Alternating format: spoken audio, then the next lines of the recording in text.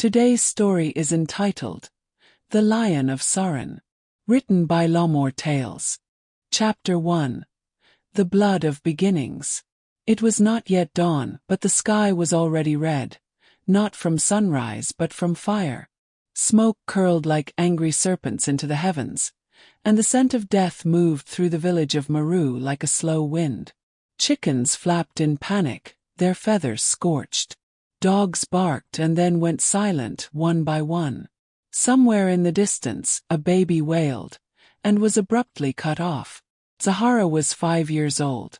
She crouched beneath her mother's legs as their hut trembled under the weight of heavy boots and splintering wood. Outside chaos reigned. Steel clashed against machetes. Men shouted commands in a foreign tongue, and the desperate screams of villagers echoed through the banana trees. The night raid had come without warning. No horn, no sign, no chance to flee. "Zahara," her mother whispered, her voice tight with fear. "Listen to me now. You run." "I don't want to." "Run." Her mother grabbed her face with both hands, kissed her forehead, and shoved her toward the back entrance, a small crawl space behind stacked grain baskets. Zahara hesitated for only a heartbeat, but it was enough. The front door exploded inward. A man burst in, towering and cloaked in blue. The symbol of the scorching sun burned into his armor. He didn't speak. He didn't need to. His sword did the talking, quick, clean, and final. Her mother collapsed in front of Zahara like a felled tree. Zahara didn't scream. Something in her throat locked shut. Instead, she turned and crawled into the dark, her tiny hands cutting on the dried husks of the grain baskets, the coppery smell of her mother's blood already thick in her nostrils. For 3 days and 2 nights, she wandered through the scrublands. No food, no shelter, just the clothes on her back, a soot-stained shift, and a blood-crusted beaded necklace that had once belonged to her mother. She didn't cry. She didn't understand what grief was yet. She only knew hunger. She knew thirst. And she knew that the world was colder without her mother's arms. The vultures found her before the soldiers did. She sat beneath the roots of a great banyan tree, knees drawn to her chest, flies swarming around her cracked lips. She didn't swat them away. She barely blinked. That was where General Aduk found her. His horse snorted and stamped the earth. He was a massive man, draped in black armor, the silver insignia of the Nyumbani Royal Guard etched across his chest. His skin was the color of sun-polished mahogany, and his beard was streaked with white. Behind him rode 10 other soldiers, men and women with grim faces and sharp eyes. Aduk dismounted and crouched beside the child. Zahara didn't flinch. She stared up at him with eyes too old for her face. "What's your name, little one?" Silence. Aduk frowned. "Do you have family?" More silence. "Can you fight?" Still nothing. But there was something in her gaze. Something dangerous. Not rage. Not sorrow. Just flame. Distant, waiting flame. The general nodded, as if she'd answered every question. He stood and turned to his lieutenant. "She comes with us." "But, General, she's barely breathing and yet still here." "That's enough." The soldier hesitated, then nodded. Zahara was lifted onto a horse, her small hands gripping the saddle horn. No one spoke to her. No one comforted her. They rode for hours, the jungle slowly giving way to the savannah, and then to the stone sprawl of the capital, Kifuniko. Zahara had never seen so many buildings in her life. Towers pierced the sky like spears. Flags flapped from battlements. Bells rang in the distance, and the air smelled not of fire and death but of smoke and iron and horses. They brought her to the Royal Guard barracks. Not a place for children, and certainly not for girls. But she was not treated as either. She was given a blanket, a bowl of water, and a corner to sleep in. The next morning the training began. They did not ask her name again. From then on, she was simply called Girl. They handed her a wooden staff taller than she was and told her to stand straight. When she faltered, they beat the ground beside her with switches, not touching her, not yet, but close enough to promise pain. When she refused to cry, they struck her leg. She didn't scream. She didn't even gasp. She just stood taller. At night, she would stare up at the barracks ceiling, the stars barely visible through the high, narrow windows. She would clutch her mother's necklace and replay her last words. Run. She had run. But she would never run again. She would make sure of it. Chapter 2. The Training Ground. They gave her a number before she told them her name. 73. It was scrawled on a slate board nailed to the wall above her sleeping mat, one of dozens in a dim, stone-floored dormitory that always smelled of sweat, stale porridge and blood. The other trainees, mostly boys, whispered about her when they thought she couldn't hear. She doesn't talk. She doesn't cry. She doesn't blink when they hit her. The older ones tested her.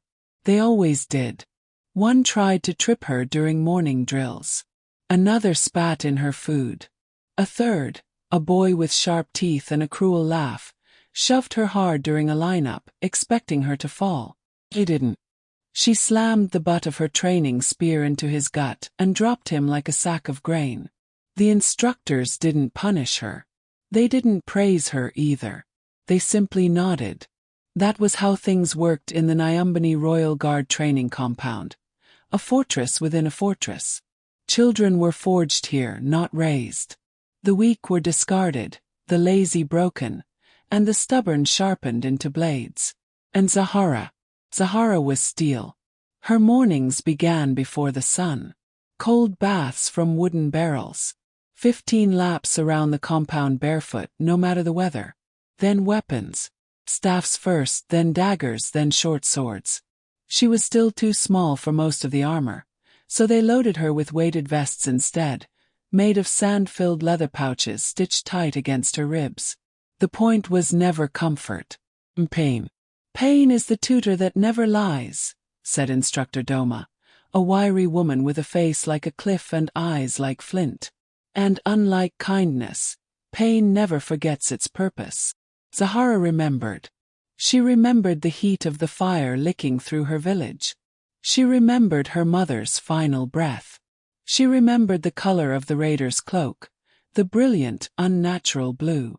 Every time her muscles burned from exhaustion, she held on to that color. Every time her legs buckled beneath her, she saw her mother's eyes wide with urgency. And she got back up. Every time. The other trainees learned to leave her alone. Except for one boy named Jabber. It was pressure. Always pressure.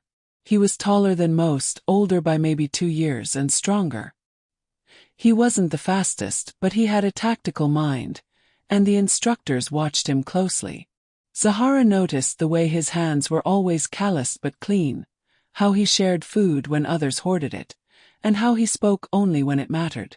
One evening, after sparring practice, Zahara sat beneath the training wall, inspecting a rip in the sole of her boot. Jabari dropped down beside her without a word and offered a thread and needle. She glanced at him, then at the thread. She didn't take it. He didn't move it closer. Finally he said, "You're not a ghost. You don't have to haunt this place." She didn't respond. He shrugged, standing to leave. "Suit yourself. But if you never talk, no one will remember you when you're gone." Zahara looked down at the boot, at the torn leather, at her bleeding heel. Then she took the thread. She didn't speak. But something inside her stirred. Weeks turned into months. The wooden staff was replaced with iron. The porridge was replaced with high-protein meals. Only if you earned them. There were no shortcuts in the compound, only standards. Fail and you went hungry. Succeed, and you were permitted to continue surviving. One day, a rumor swept through the trainees like wildfire. Trial of the Thorns. It was a secret rite, one that separated the true guard from the temporary. Whispers claimed it involved fighting blindfolded. Others said you had to kill a man to pass. Some said the walls closed in, and only the most silent made it out alive. No one knew the truth. Not until instructor Doma called Zahara's name. Not her number, her name. Every head in the training hall turned. Doma's voice, usually flat, held a new weight. Zahara, you're ready. No one had ever heard her name spoken aloud before. Zahara stood. She didn't ask what the trial was. She didn't have to. She followed Doma through a stone hallway lit by torchlight, into a chamber she had never entered before. The walls were curved like a bowl, and the floor was covered in black sand. Waiting at the center was a man in full combat gear. He held two curved blades, dull but deadly. No helmet, no padding, just intent. Zahara was handed a wooden training sword. "This is your final test," Doma said, voice like stone. "You pass, you continue your path to the royal guard. You fail, you return to the fields. If you survive." Zahara tightened her grip on the sword. The man bowed once, then lunged. The fight was not fair. He was faster, heavier, more experienced. But Zahara was willing. Willing to bleed. Willing to take pain if it meant victory. Willing to suffer for her name. The man struck her shoulder, once, twice, hard enough to bruise bone. She did not scream. She did not retreat. Instead she watched. She learned his rhythm, his stance, the slight twitch in his elbow before a strike. And she moved. Yes. She ducked under a wide swing, rolled into the black sand, and drove her sword into the back of his knee. The man buckled, howling in pain. She stood over him, sword raised, waiting for the signal. Doma raised her hand, then slowly dropped it. Zahara lowered her blade. The trial was over. She had passed. That night, alone in the training yard under the stars, Zahara pulled the beaded necklace from under her tunic. Her hands were scraped and raw, blood crusted at the edges of her bandages. She whispered one word to the sky. The only word she'd said in months. "Mother." The wind stirred through the grass. Somewhere, a lion roared in the distance. Zahara stood there, just a little taller than before, as if the earth itself had started to remember her name. Chapter 3: Blades and Bruises. The morning after Zahara passed the trial of the thorns, her bunk was moved. She was no longer among the trainees. She now slept in the lower barracks, with the elite cadets, the older, faster, deadlier recruits, many of whom had surnames tied to noble families or powerful military lineages. There were fewer beds here, more silence, and the heavy smell of oil, iron, and pride. And she was the only girl, and the only one with dark skin. Her first day among them was met with a cold wall of stares. No welcome. No nods of acknowledgement. Even Jabari, who had offered her thread weeks before, now stood with his arms crossed, gaze unreadable. The senior cadets had a name for her before she'd even opened her mouth. Scorch blood. Slur. A twisted reminder of her origin. Her burned village, the raiders who wore blue and set her life aflame. To them, it didn't matter that she was a survivor. It mattered that she didn't come from a family, didn't carry a crest, didn't have the blood to be here. And she still hadn't spoken a full sentence. They thought she was mute. They were wrong. They also thought she was soft. They were even more wrong. Combat drills were daily, brutal, and precise. Unlike the wooden staffs and choreographed forms from the lower levels, the elite trained with steel, blunted but still real. Every strike left a mark. Bruises bloomed like ink across arms and ribs. Knuckles split open. Teeth were lost.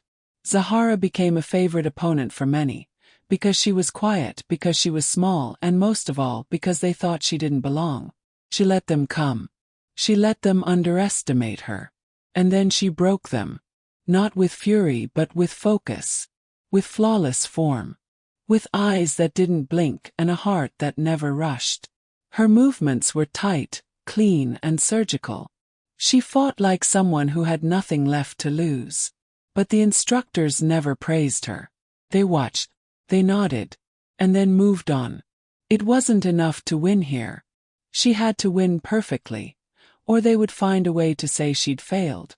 After one match, when she disarmed a noble-born cadet named Isaru in under 30 seconds, she was summoned to the weapons master's office. A cramped, candlelit room filled with steel racks and weapon blueprints. Instructor Doma stood by the door.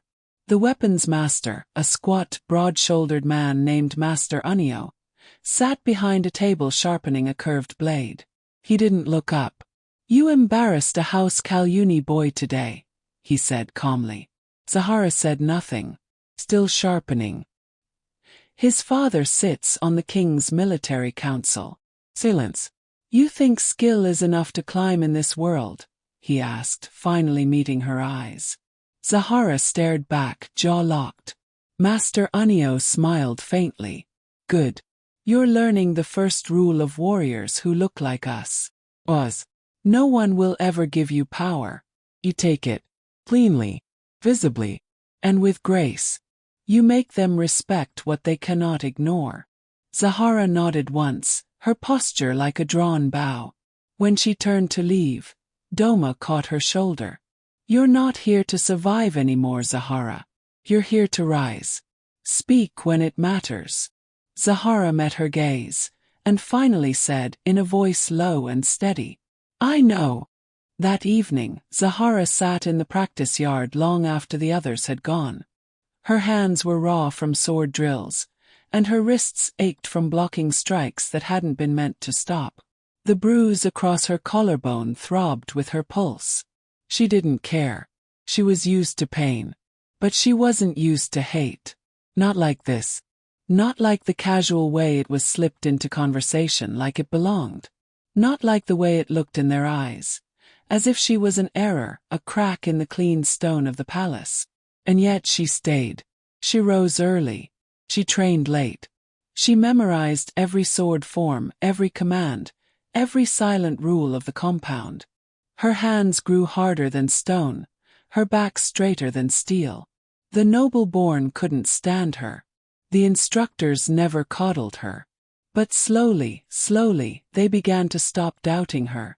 One day, Instructor Doma assigned her to lead a 6-man sparring team. Jabber was on it. He said nothing at first. Just watched her from across the circle. When she gave her formation commands, clear, clipped, confident, he finally spoke. "You found your voice," he said. Zahara didn't look at him. It was never lost. A smile pulled at the corner of his mouth. The sparring match ended in victory. Not just for Zahara, but for every girl who was told she was too small. Every orphan told she had no worth. Every warrior who had to earn respect instead of inherit it. That night, Zahara returned to her bunk and laid out her weapons in silence. Her short sword, her curved dagger, her sand-wrapped gloves. She traced her fingers along the beads of her mother's necklace, then placed it back beneath her tunic. The bruises on her body would fade.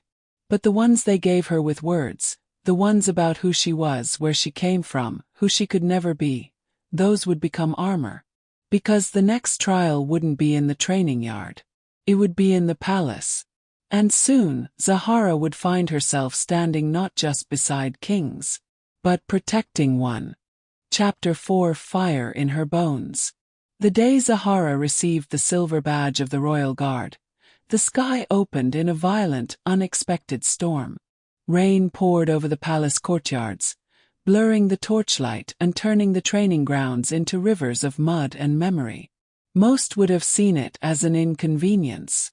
Zahara saw it as a baptism. She stood in formation beneath the covered pavilion, soaked to the bone, her chin high and her eyes steady. All around her, cadets received their commendations, one by one stepping forward to kneel before the commander of the Royal Guard, then rising as full warriors of the crown. When her name was called, it echoed like thunder. Zahara, daughter of Maru. For the first time in years, her birthplace was spoken aloud without malice. She stepped forward. "Commander Okoye, A tall woman with an iron spine and a presence that silenced entire rooms, watched Zahara with a flicker of curiosity. Her dark eyes lingered on the scar beneath Zahara's left eye, the one she earned during her final full-contact trial.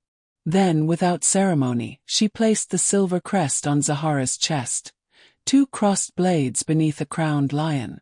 "You have the heart of the flame," Okoye said. "Don't let it burn you from within." Zahara nodded once. She didn't smile, but her bones were singing. That evening, as the rain eased and the drums of celebration echoed through the lower city, Zahara remained in the barracks, seated before the mirror. The silver crest gleamed on her chest plate. Her curls, now longer, were braided tightly back into a crown coil. Her eyes searched her own reflection, as if to see the girl she used to be, the one who crawled through ash and blood to survive. But that girl was gone. In her place sat a weapon. And weapons didn't dream. They endured. A sharp knock broke the silence. Zahara stood and opened the door to find a page from the inner palace, dressed in violet livery, breathless from running. "You've been summoned," the girl panted. "His Highness, Prince Malik, he's chosen you." Zahara frowned. "For what?" The girl blinked. "To serve as his personal bodyguard." The royal court was a place of silk and swords, of whispered lies and razor-edged smiles. Zahara had never set foot within its walls, only glimpsed its towering spires from afar, beyond the training grounds. Now she stood inside its gilded halls. The ceiling rose like the sky, painted with the constellations of Nyambani's gods. Every inch of stone shimmered with golden veins. Courtiers moved like snakes in satin, their laughter sharp as broken glass. Zahara walked among them with iron steps. She met no one's eye. She bowed to no one but the royal family. And still, the stares clung to her like oil. A woman like her, dark-skinned, broad-shouldered, expressionless, did not belong in a palace built to celebrate softness, art, and control. She was not a courtier. She was a blade in human form. She was exactly what Prince Malik had requested. The prince's chambers were large but austere. There were no golden lions, no velvet cushions, just maps, weapons, and the scent of firewood. He stood at the window when she entered. He did not turn right away. Zahara had heard much about him. Crowned at 16, beloved by the people, sharper than his tutors, and impatient with tradition. Rumor said he once punched a visiting diplomat for insulting the palace guard. Others claimed he'd disguised himself as a commoner and snuck into the market to fight in underground tournaments. But none of that prepared her for his presence. He turned and smiled. He was tall, lean, with skin the color of polished bronze and hair in thick shoulder-length locks, bound by a copper ring. His eyes, dark but not unkind, assessed her quickly. Not with condescension. With calculation. "So," he said, voice smooth, "you're the infamous Zahara, the silent storm. The one who beat Kaluni's son and walked away like it meant nothing." Zahara straightened her posture. "I am Royal Guard Zahara, sworn to serve and protect the crown." He raised a brow. "And do you speak in anything other than war titles?" "I speak when it matters." Malik laughed, rich and low. "Then let's hope it never matters." He gestured to a chair. Zahara did not sit. "You were not chosen by chance," Malik said, turning back to the window. "My father wants me to marry soon. Which means I'll be entertaining suitors, noble houses, and visiting royals. Politics, mostly. It also means I'll be a target. Someone already tried to poison my wine 2 weeks ago." Zahara remained still. "I don't trust half my guards. I want someone who answers to no noble, no house, no whisper campaign. Just the crown. Just me." She nodded. "Then I am yours to command." He looked at her, then really looked. And for a flicker of a second, his smile softened. "Good," he said. "Because tomorrow, the real games begin." The following day, Zahara stood at the prince's side as the palace gates opened to a flood of foreign visitors. Trumpets blared. Silk banners whipped in the wind. Dancers in blue and gold performed ceremonial bows. But Zahara's hand never strayed far from her blade. At the head of the procession rode a tall, graceful figure in robes of midnight and emerald. Prince Darius of Ensay, heir to a distant coastal kingdom, known for its warships and impossible wealth. The crowd murmured with curiosity and excitement. Darius was handsome in a way that didn't seem real. His features were chiseled, symmetrical, almost too perfect. His voice was deep, smooth as honey, and his stride confident. And the moment his eyes met Zahara's, his smile curved with intrigue. He bowed low to Malik, exchanged pleasantries, then turned his gaze back to her. "And who is this shadow by your side, your highness?" he asked, lips tilted in amusement. "Surely not a servant." Zahara didn't move. Malik chuckled. "Meet Zahara, my bodyguard, and the most dangerous person in this entire palace." Darius raised a brow. "Is that so?" Zahara's eyes met his, sharp, unreadable. "I'm not here to impress you," she said coolly. "Only to watch your hands." Darius laughed. Real laugh. Surprised, delighted. Malik grinned, as if enjoying a private joke. Zahara stepped slightly closer to the prince, her eyes never leaving Darius. She didn't trust that smile. She didn't trust charm. And she especially didn't trust the way her pulse quickened under Darius' gaze. She was a weapon, not a woman. And no prince, no matter how beautiful, would make her forget that. Not yet. Chapter 5, The Smile and the Sword. The court feasted for the next 3 nights. Wine flowed like water. Laughter bloomed through every hallway. Foreign dignitaries performed dances from their homelands beneath flickering lanterns, and servers carried platters heavy with roasted meats and saffron rice. The palace, for all its gilded elegance, had never felt so alive. Zahara moved through it all like a shadow in sunlight. Always a step behind Prince Malik. Always silent. Always watching. She memorized the corridors, the guard rotations, the angle of the balconies above the banquet hall. She trained her ear to catch the rustle of silk in silence, the pause in a voice that meant deceit. She drank nothing, ate little, slept less. A bodyguard with no distractions. But distraction had a face. And he wore emerald. Prince Darius of Ensay had a reputation that clung to him like incense smoke. Mysterious, diplomatic, but dangerous. In public, he was composed and charming. In private, it was said he had a tongue sharper than any blade, and eyes that never missed a thing. And those eyes kept finding Zahara. He did not leer. He did not smirk with arrogance like so many others had. Instead he studied her, as if she were not a servant, but a question he had yet to answer. She didn't like that.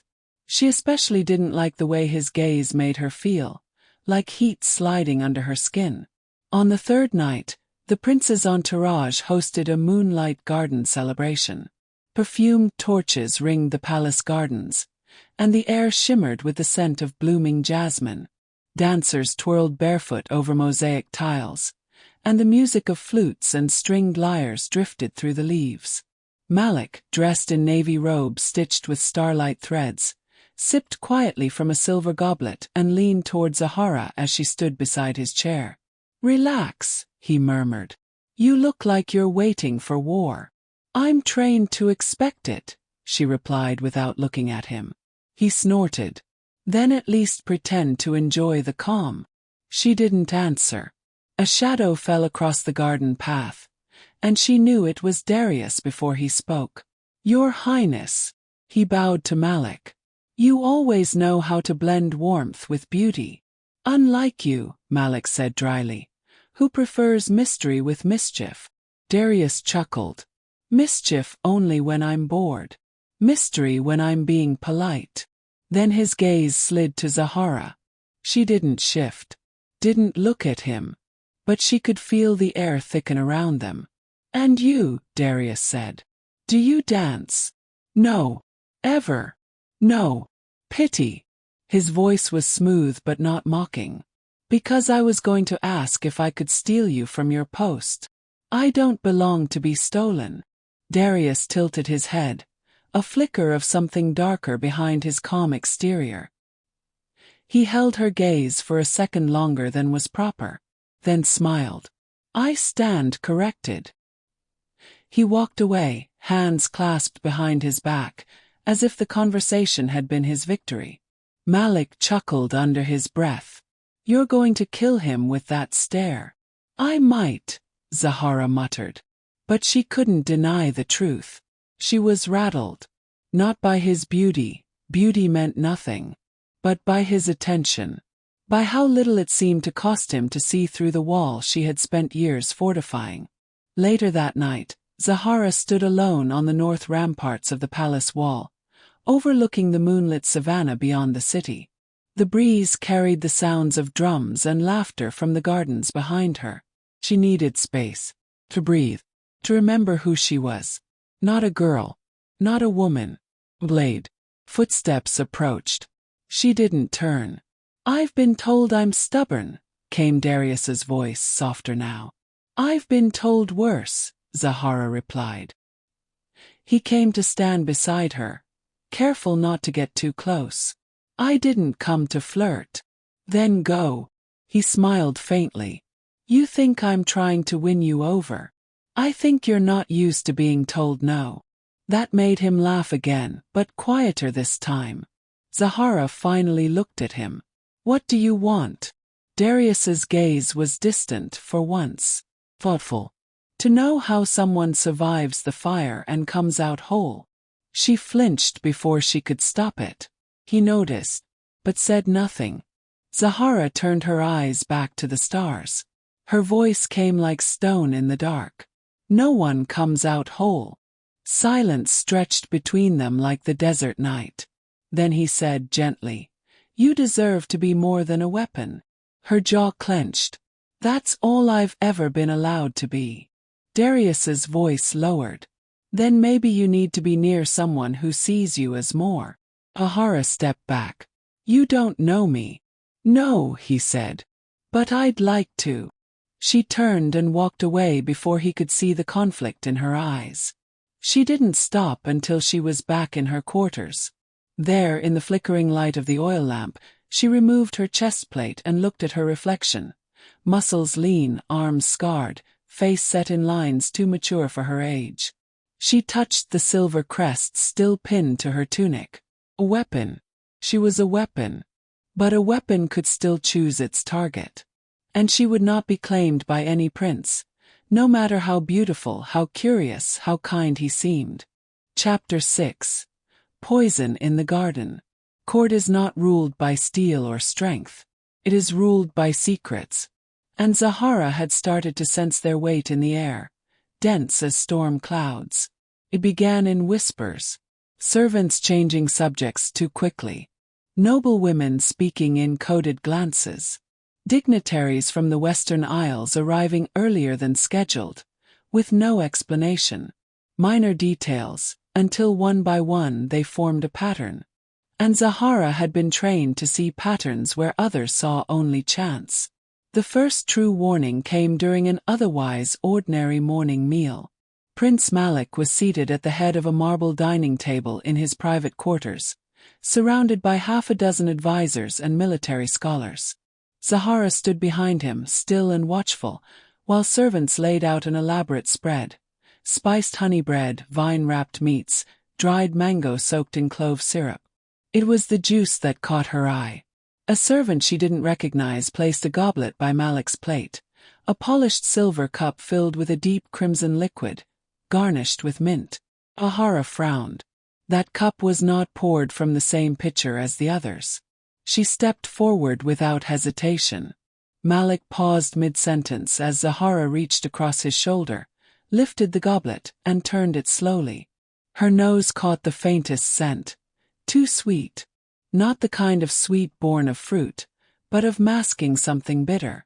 She locked eyes with the servant, a young man. No uniform.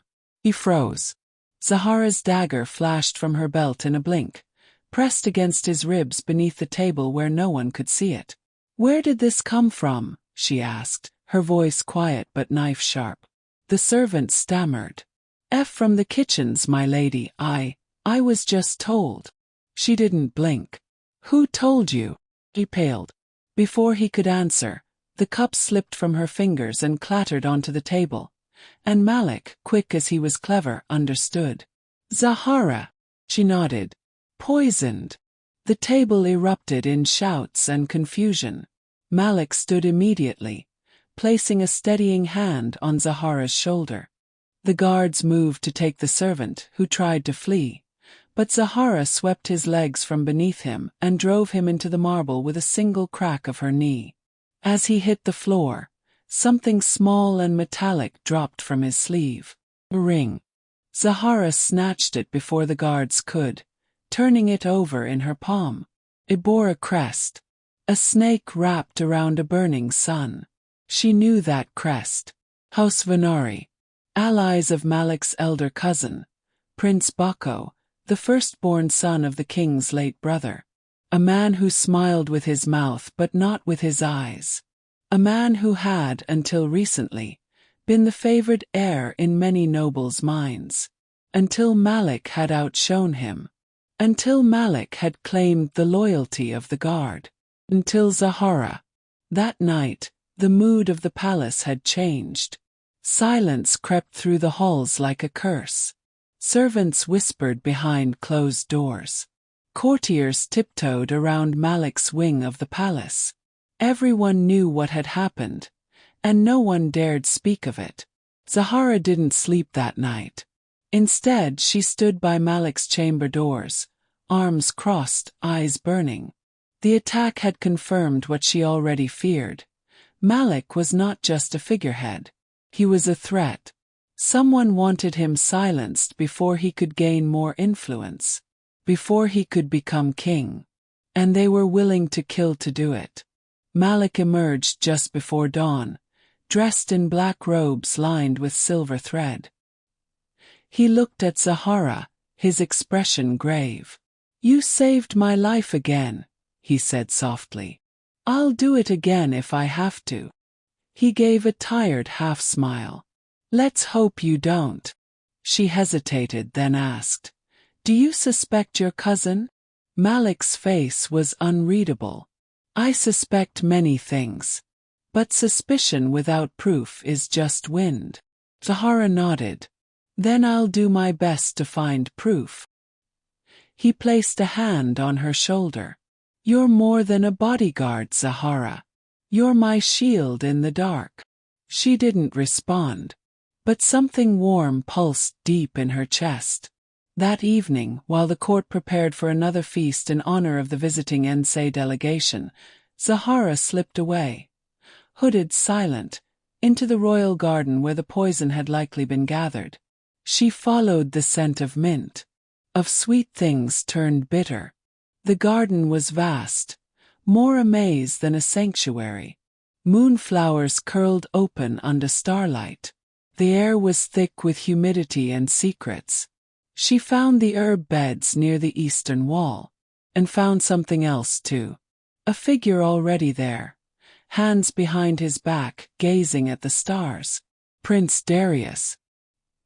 He turned when she approached, his smile gentle but cautious. "I thought shadows only came when called." "I didn't come for you," Zahara said flatly. "And you shouldn't be out here alone." "I'm never alone," he replied, patting the hidden hilt beneath his robe. Zahara's eyes flicked to it. "You knew," she said slowly, "about the attempt." "I suspected," he admitted. "My country has had dealings with House Vanari before. Their ambition reeks." She narrowed her gaze. "Why didn't you warn Malik?" "I warned you," he said, stepping closer. "Or tried to. I saw the way you watch. You don't miss things. I trusted you'd act faster than politics ever could." She didn't answer. The air between them pulsed with something unspoken. I admire you, Darius said quietly. Not for your skill, but for your fire. Zahara bristled. Don't mistake fire for warmth. I don't. I've been burned before. He stepped even closer, just a breath away now. And still, I'd rather be near your flame than buried in the cold. Her pulse jumped. She hated that it did. And yet she stood her ground. Be careful, she said, her voice low. Flames don't love. They consume. Darius smiled, sadness flickering in his eyes. Then let me burn slowly. Zahara left him in the garden. Not because she didn't want to stay, but because someone was trying to murder her prince. And her heart, whatever pieces still beat in her chest, would never be more important than that. Chapter 7. Daggers and Diplomacy. Diplomacy was often mistaken for peace. But Zahara knew better. It was war in finer clothing, sharp smiles instead of swords, veiled threats instead of arrows. And in this battle, even silence could kill. The day after the assassination attempt, the court held a closed diplomatic session. No celebration, no music, just tension thick enough to choke on. It was Zahara's least favorite kind of fight, the kind where no one bled but everyone plotted. She stood behind Malik in the great council hall, flanked by guards, while noble houses gathered in a semicircle of polished stone. Tall windows threw golden light across the chamber's obsidian floor, but the warmth stopped at the glass. The mood inside was ice. On the other side of the chamber, Prince Darius stood with his retinue from Ensay. Their formal robes were draped in royal green and gold, braided with vines and crescent moons. He looked utterly composed, impossibly elegant. Zahara didn't let her gaze linger. Malik's cousin, Prince Boko, arrived last. His presence drew a subtle shift in the room, as if even the shadows leaned closer to hear him. He was older than Malik by 7 years, broader in the shoulders, his beard trimmed with precision, and his eyes glittering with ambition behind a facade of courtesy. Forgive my lateness, Boko said, voice smooth as honey over gravel. Some of us still serve the realm in more practical matters, training militias, negotiating trade, managing uprisings. But I'm told there was excitement in the palace yesterday. Zahara's jaw tensed. Malik rose from his seat. An attempt was made on my life. And a servant carrying a Venari ring was caught in the act. Gasps rippled through the nobles. Boko only raised an eyebrow. A servant. A ring. No confession. Zahara stepped forward. He bit his own tongue before he could speak. Died in under a minute. That's unfortunate, Boko said flatly. How convenient. A few chuckles, quiet, calculated, echoed from his supporters. Zahara's hand hovered near her belt. She knew how easy it would be to draw her blade and silence that smirk. But she also knew violence here would destroy Malik's claim. So she held her fire.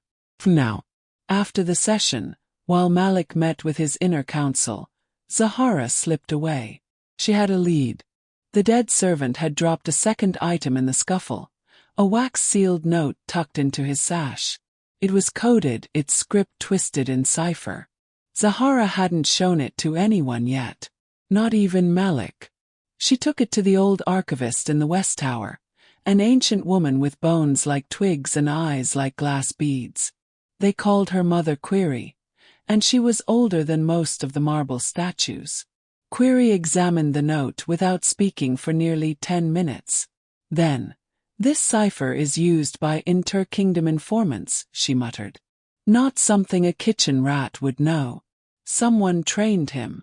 Can you break it? I already have. She slid the parchment across the desk. The decoded message was short, blunt. Deliver the cup to the prince by morning meal. Your family will be released when your part is done. Do not fail. Zahara's blood turned to ice. This wasn't about money. It was coercion. The boy had been a pawn, forced to kill. Someone was holding innocents hostage to draw Malik into the open, and into the grave.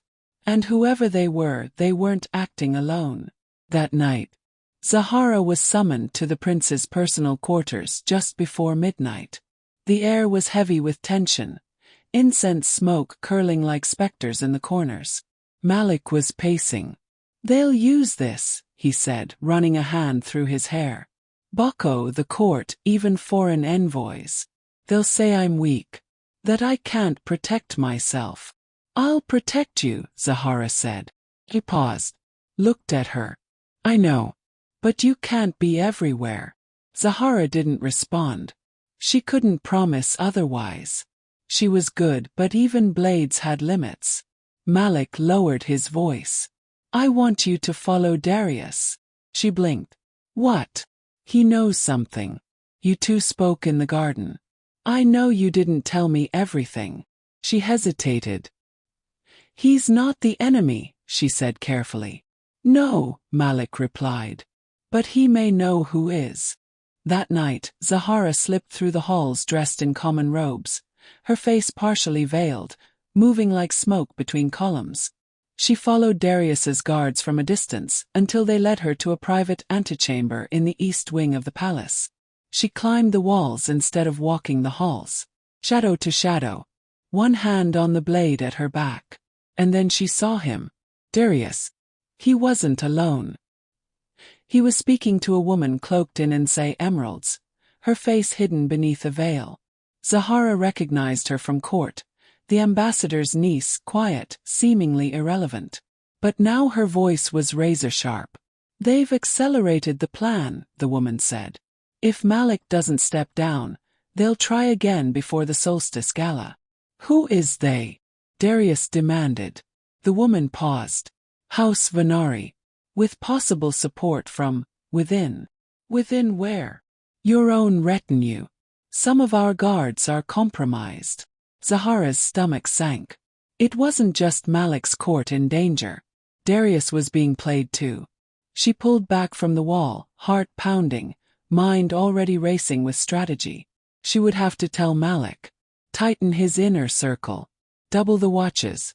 And she would have to watch Darius. Not just for treachery but for survival. Because this wasn't just an attempt to kill a prince anymore. It was the beginning of a coup. And Zahara was no longer just a guard. She was the sword standing between kingdoms. Chapter 8. A blade between crowns. The palace prepared for celebration. Silks were hung from carved balconies. Musicians rehearsed in the courtyards. Scribes worked tirelessly to inscribe gilded invitations to the solstice gala, the grandest event of the year, where nobles, diplomats, and royalty alike would don masks and raise goblets in the name of unity and harvest. But Zahara knew better. This year, the gala would be a battleground. And the masks would only make it harder to see who wanted Prince Malik dead. 2 days after her eavesdropping in the East Wing, Zahara did what she never thought she would. She sought Prince Darius. Not as a watchdog, as a partner. They met in an old abandoned watchtower outside the city walls, beneath a dying moon. The sky was the color of ash.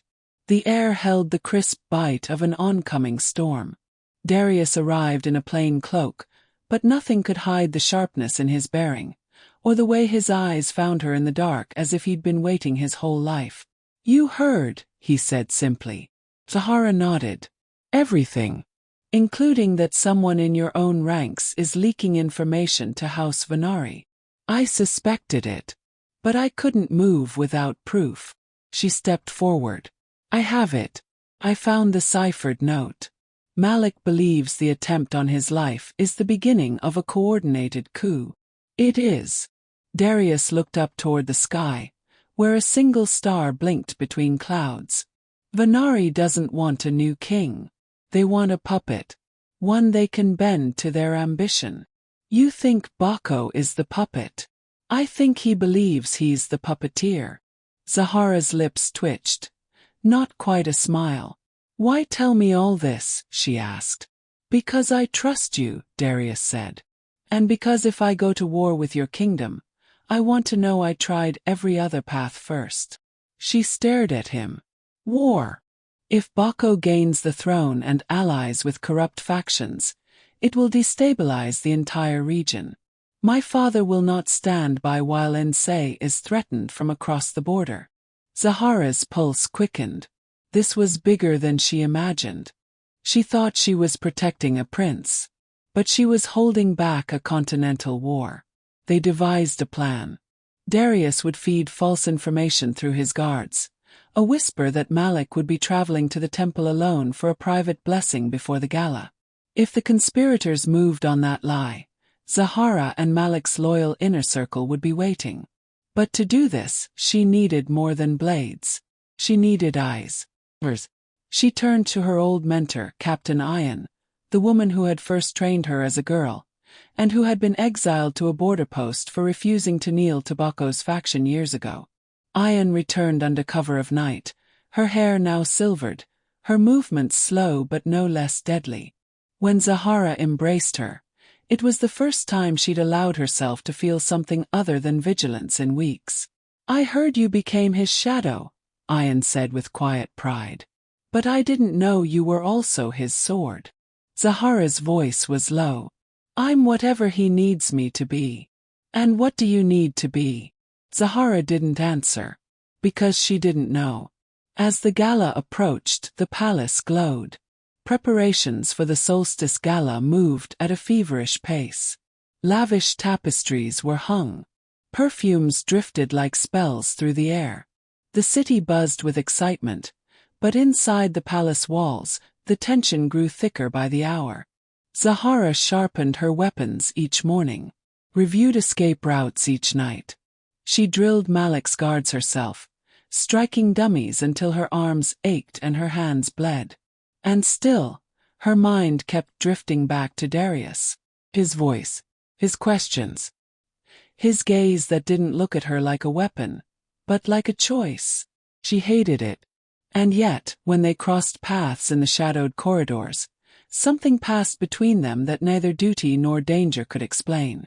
2 nights before the gala, Zahara awoke to a blade at her throat. She didn't scream. She moved. Twisting out from under the attacker's weight, she swept his legs and drove him into the floor of her chambers. The moonlight caught the assassin's face. It was one of Malik's palace guards. Not just any guard. One she had trained. The betrayal hit harder than the blow she took to her ribs before she subdued him. She didn't kill him, but she wanted to. Malik arrived moments later, his robe half loose, sword unsheathed. When he saw the man tied at Zahara's feet, his expression cracked. Even our own, he whispered. Zahara stood, blood on her jaw. No, she said. Not all of them. Just enough to be dangerous. They were running out of time. The gala was approaching, and the next assassin might not miss. Chapter 9. Masks and Murmurs. The solstice gala was a thing of legends. Once a year, royalty, nobles, and emissaries from across the known lands gathered under the golden dome of the royal palace to toast the changing of the seasons, the health of the realm, and, unofficially, to scheme beneath crystal chandeliers. This year, the stakes were not harvests or trade. They were life and death. And Zahara was walking into it armed not just with steel, but with secrets. The palace had been transformed. Silken banners the color of fire and frost hung from the high vaulted ceilings. 100 lanterns floated like starlight above the ballroom, their golden glow reflecting in polished obsidian floors. Music drifted from a tucked-away ensemble, gentle, swelling like laughter you didn't trust. Guests twirled in extravagant robes stitched with moon beads and sapphire thread, their faces hidden behind delicate masks shaped like animals, stars, or curling vines. Laughter echoed. Champagne flowed. But beneath the celebration hummed a deep, invisible tension. Everyone here was armed with something. Blade. Secret. Lie. Zahara entered wearing a dark crimson gown that clung like smoke, her curved blade hidden along her spine beneath a cape of sheer silk. Her mask was a wolf wrought in silver, sleek, elegant, dangerous. She hated every inch of it. She wasn't made for this kind of war. She'd rather be fighting in the sand, hands bruised, sword honest. But tonight, to protect Malik, she would play the game. And she would play to win. Prince Malik stood at the heart of it all, surrounded by nobility. His voice calm. His charm polished to a mirror shine. He wore a deep indigo mask crowned in gold, the phoenix of his house.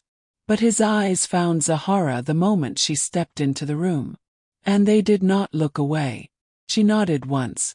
All was in place. She began her sweep through the ballroom, not as a warrior but as a whisper, gliding past conversations, watching hands, noting every twitch, every glance, every drink left untouched. That's how the last poison was delivered. She passed beneath a cluster of hanging lanterns and froze.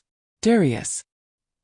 He was standing by the curved marble railing that overlooked the garden below, dressed in obsidian and forest green, a stag-shaped mask hiding half his face. Even like this, she recognized the line of his jaw. And the way his eyes lit up when he saw her. "I thought fire didn't wear silk," he said when she approached. "I wear what I need to survive the night," she replied, her voice like steel wrapped in velvet. Darius extended a glass of wine. She eyed it. He smiled. "I drank from it first." Zahara took it. Did not drink. Instead she asked, "Is your spy in position?" Darius nodded. "If anything moves before the third toast, we'll know. And after that," his voice dropped, "then we pray the gods favor you more than your enemies do." As the music swelled, a formal waltz was announced. Nobles paired off, spinning beneath a chandelier shaped like a blooming rose. To her surprise and dismay, Zahara felt a hand reach for hers. Darius. He didn't speak. Just extended his palm in silent invitation. She could have said no. She should have. But she didn't. She took his hand and let him draw her into the center of the floor. They moved together in slow rhythm. His arm around her waist, her hand resting on his shoulder. The world narrowed to the heat of his skin, the pressure of his touch, and the way his eyes studied her as though searching for something she didn't want found. "You wear masks well," she said. "So do you," he murmured. "But I wonder what yours hides." She turned her head slightly. "Nothing you'd survive knowing." That made him laugh, low, warm, infuriating. But as they spun toward the edge of the dance floor, Zahara's gaze caught something in the shadows near the banquet table. Figure too still, too quiet. And in their hand a vial. Poison. Her hand gripped Darius's tighter. "Change of plans," she said. The figure moved, slipping toward the wine goblets that would soon be handed to the prince and his honored guests for the third toast. Zahara broke from the dance, gliding through the crowd like a blade through silk. Her mask stayed on, but her eyes burned. The figure uncorked the vial. Too late. Zahara's dagger slipped between ribs, silent and precise, catching the poisoner in the side. She pushed him into the shadowed alcove, covered his mouth, and whispered in his ear. "Who sent you?" Blood bubbled on his lips. But he spoke a name. Not Bako. Not Venari. "See Counselor Halen." Zahara's heart stilled. Halen, one of Malik's own inner advisors. A man who had stood at his side since childhood. Trusted.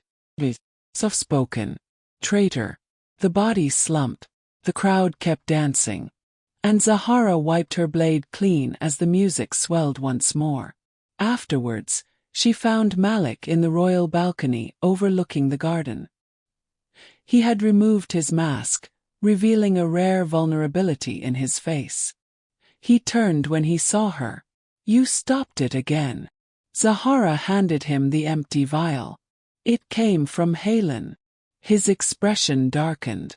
"Are you certain?" She nodded. "It was meant for the toast. You wouldn't have seen sunrise." He leaned against the railing, exhaling. How many more will try? Zahara said nothing for a long moment. Then, as many as it takes, until we take the war to them. He looked at her, not as a prince looks at a guard, but as a man looks at his last defense, his only truth. You're not just my sword, Zahara. She held his gaze. And you're not just my prince. Beneath the stars, Zahara stood on the edge of power and peril. She had danced with a rival, killed a traitor, and shielded a kingdom with nothing but instinct and iron. But the war was far from over. And soon, she would learn that even the fiercest blade can break when pulled between loyalty and love. Chapter 10. Embers Beneath the Throne. The gala ended in golden brilliance. Fireworks cracked above the palace like gods hurling lightning across the heavens. The nobles cheered, drunk on wine and false security. The orchestra played until dawn threatened the horizon. But Zahara remained tense beneath her silks and mask. The traitor's final whisper echoed in her ears. Counselor Halen. Didn't make sense. Halen had known Malik since he was a boy. He'd stood beside Zahara during training reforms. He had wept at the king's funeral. Zahara had once seen him cradle Malik's hand after a night of political loss, whispering words of comfort like a second father. Had it all been a lie? The next morning, before the sun had fully risen, Zahara crept through the servant passages leading beneath the council chambers, a maze of forgotten tunnels and dust-choked stairwells built for emergency escapes and quiet espionage. A trapdoor opened into a crawlspace above the ceiling beams of the war room. Below her, Counselor Halen was not alone. He stood with Lord Venari. Zahara's heart pounded like war drums in her chest. The two men spoke in hushed tones, but every word reached her. "We wait too long," Venari snapped. "The people grow restless. They fear instability. Bako is ready to move." Halen's voice was colder than she'd ever heard. "Not yet. If we strike now, Malik will be martyred. The boy must fall by his own doing. He nearly died twice. And both times the she-wolf stopped it." Halen's mouth curled. "We must separate them." Zahara's blood boiled. They were planning not just Malik's downfall, but hers. "Tomorrow," Halen said. "He visits the Temple of Ancients. Alone. You'll have your clean strike then." Zahara withdrew, silent as mist. Her rage was sharper than her blade. They would not touch Malik. Not while she still breathed. She didn't wait. That same afternoon, Zahara stormed into Halen's chambers, unannounced, uninvited, unmasked. He looked up from a ledger, brows rising in theatrical surprise. "Ah, Zahara. To what do I owe?" She slammed a blade through the table beside him. Not into him yet, but close enough. "I heard you," she said flatly. Halen didn't flinch. He folded his hands. "You'll need to be more specific." "In the council chambers. With Venari. Plotting Malik's death. Dangerous accusations." His eyes gleamed. "You have no proof." "No," she said, voice low. "But I have a knife. And if you don't confess, I'll carve the truth from your tongue." Then a small, bitter smile. "Ah, see it now. You think yourself his protector, his savior. But you're just another blade, Zahara. And blades break." He moved suddenly. Faster than expected. A smoke pellet burst at her feet. The room vanished in thick white clouds. By the time she tore through it, coughing, he was gone. Vanished. The snake had slipped the den. And now he would strike from shadow. Malik met her in his war room, Darius at his side. Tension simmered between the two men, but for once they stood united. Zahara told them everything. Plot. The alliance. The escape. "She's right," Darius said. "I've had similar reports. Venari has amassed funds for a mercenary push. If Malik were to fall, Bako would take the throne by morning." Malik paced the room like a storm barely caged. I trusted him. I know, Zahara said softly. He turned to her. And what do we do now? Her answer came without hesitation. We strike first. They convened a midnight council. Not the official one, but a private war table in the prince's hidden chamber beneath the library. Only 5 attended. Malik, Zahara, Darius, Captain Ion, and Elder Kala, the last living advisor of the late king. They laid out the pieces. Venari's covert movement of weapons. Councillor Halen's bribes and misinformation. Bako's consolidation of noble votes behind closed doors. This is not a plot, Ion growled. It's a slow coup. Kala agreed. They do not need to overthrow the throne in a blaze. They are burning it from the inside. One lie at a time. Zahara clenched her fists. Then we must bring fire of our own. That night, alone with Malik, Zahara let the silence stretch between them like silk drawn taut. He sat at the window, robe open at the collar, staring out at the gardens below. I would have died, he said finally. At least twice, if not for you. You would have died 100 times by now, she replied. You were born into a war. You just didn't know it. He turned to look at her. Really look. You knew, he said. Even then. Even as a girl in the sand. Zahara said nothing. She wasn't sure if it was pride or shame that filled her chest. He approached close now. You are more than my bodyguard. And you are more than a prince, she whispered. There was a moment, sharp, fragile, electric, when the distance between them could have shattered. But Zahara stepped back. We have a war to win, she said. He nodded. And didn't reach for her again. By dawn they acted. Zahara and Darius led 2 strike teams into the homes of Venari loyalists, uncovering crates of smuggled blades and forged letters of allegiance. Captain Ion seized the docks before mercenary ships could arrive. Malik froze council funding to all suspicious houses. And when Halen tried to flee the city, disguised, cloaked, and desperate, Zahara met him at the gate. This time she didn't miss. He begged. He lied. And then, finally, he cursed her. Kill me, he spat. But you'll never stop the tide. He will fall. And you with him. Zahara drove her blade into his heart. And whispered, Not today. Chapter 11. Kingdom of Ash and Oaths. The city held its breath. Halen was dead. His body was hung in the northern courtyard at first light, a message to the conspirators who still lingered in the shadows. We see you. The blood on his robes had barely dried when the retaliation began. Explosions tore through the southern granaries. Smoke curled into the sky like serpents of war. Panic bloomed in the streets. And in the chaos, Prince Malik's enemies began to rise from the ashes. Zahara stood atop the west rampart, watching the flames crawl up the old market roofs. Her jaw clenched so tightly it ached. Civilians screamed below. Fire bells clanged. Soldiers ran in disarray. Darius appeared at her side. His cloak streaked with soot, a fresh wound on his brow. Saboteurs, he said. 5 teams. Coordinated. Venari wasn't planning a slow coup anymore. They're sending a message, Zahara muttered. Darius looked at her. What message? She turned to him, eyes dark with fury. If we don't give them the throne, they'll burn it down. The palace was put on lockdown. Guards were doubled.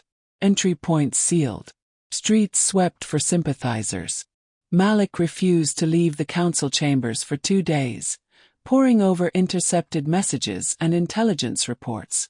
But Zahara was distracted, because someone had left a note under her door. A small, worn scrap of leather with a symbol burned into it, a falcon wrapped in thorns. The brand of her old village, of the clan that trained her, of the people she had left behind. Her hands trembled as she unfolded the note. The one you thought dead is not. Come to the dunes. Midnight. Alone. She read it 10 times, heart pounding. Only one person could have sent it. Murray. Her sister by fire.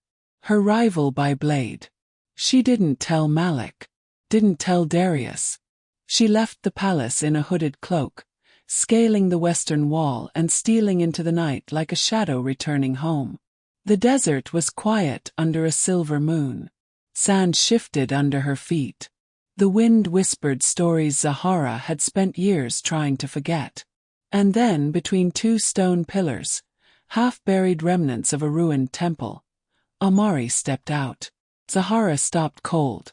The last time she had seen Amari, they were both 15, bleeding and broken after their final trial, only one allowed to leave the training grounds alive. Zahara had been that one, or so she believed. But here Amari stood. Guard. Beautiful. Very much alive. "You look surprised," Amari said, her voice like a blade unsheathed. "Did you really think you killed me?" Zahara's voice was hoarse. "You didn't give me a choice." "No," Amari agreed. "But now I do." Amari paced slowly, her long braids brushing the sand behind her. "Your prince is faltering," she said. "Your enemies are multiplying. And soon the people will turn on him. On you. You can feel it." Zahara didn't answer. "You were trained to serve power, Zahara, not to love it." A bitter smile played on her lips. "You always confused the two." Zahara's voice was low. "Why are you here?" Amari stepped closer. Her eyes glittered with something ancient and dangerous. "I've come to offer you a way out. New path. Not under a prince's command, but beside me, as an equal. As a sister again. We can bring down this house of liars and thieves." Zahara stared at her. Amari had once been her closest companion, her mirror, her shadow. To see her again stirred things Zahara had buried beneath armor and purpose. But she wasn't the same girl anymore. And she couldn't abandon Malik. Not now. Not ever. Zahara stepped back. "You were my sister," she said quietly. "But now you're just another war." She turned and walked away. But her chest burned with grief. Because deep down, she wasn't sure she'd won that war the first time. She returned to the palace hours before dawn, weary, haunted, alone, and was met at the gate by chaos. A guard approached her, breathless. "You're needed." In the prince's chambers. Zahara's stomach dropped. She sprinted through the courtyard, past stunned servants and blood on the stone floor. Malik's door was shattered. Inside 2 guards lay dead. And Malik was gone. A single dagger was left embedded in the prince's bedpost, wrapped in crimson ribbon. The Venari mark carved into the hilt.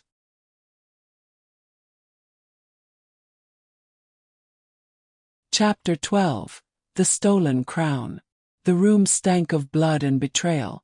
Zahara stood in the prince's chambers, unmoving. 2 guards were dead, one with his throat cut, the other slumped against the window with a poisoned dart protruding from his neck. Malik was gone, taken in the deepest hours of night. And on his bedpost, the dagger gleamed in the flickering light. Carved into the hilt was the emblem of the Venari house, a viper coiled around a shattered crown. Message.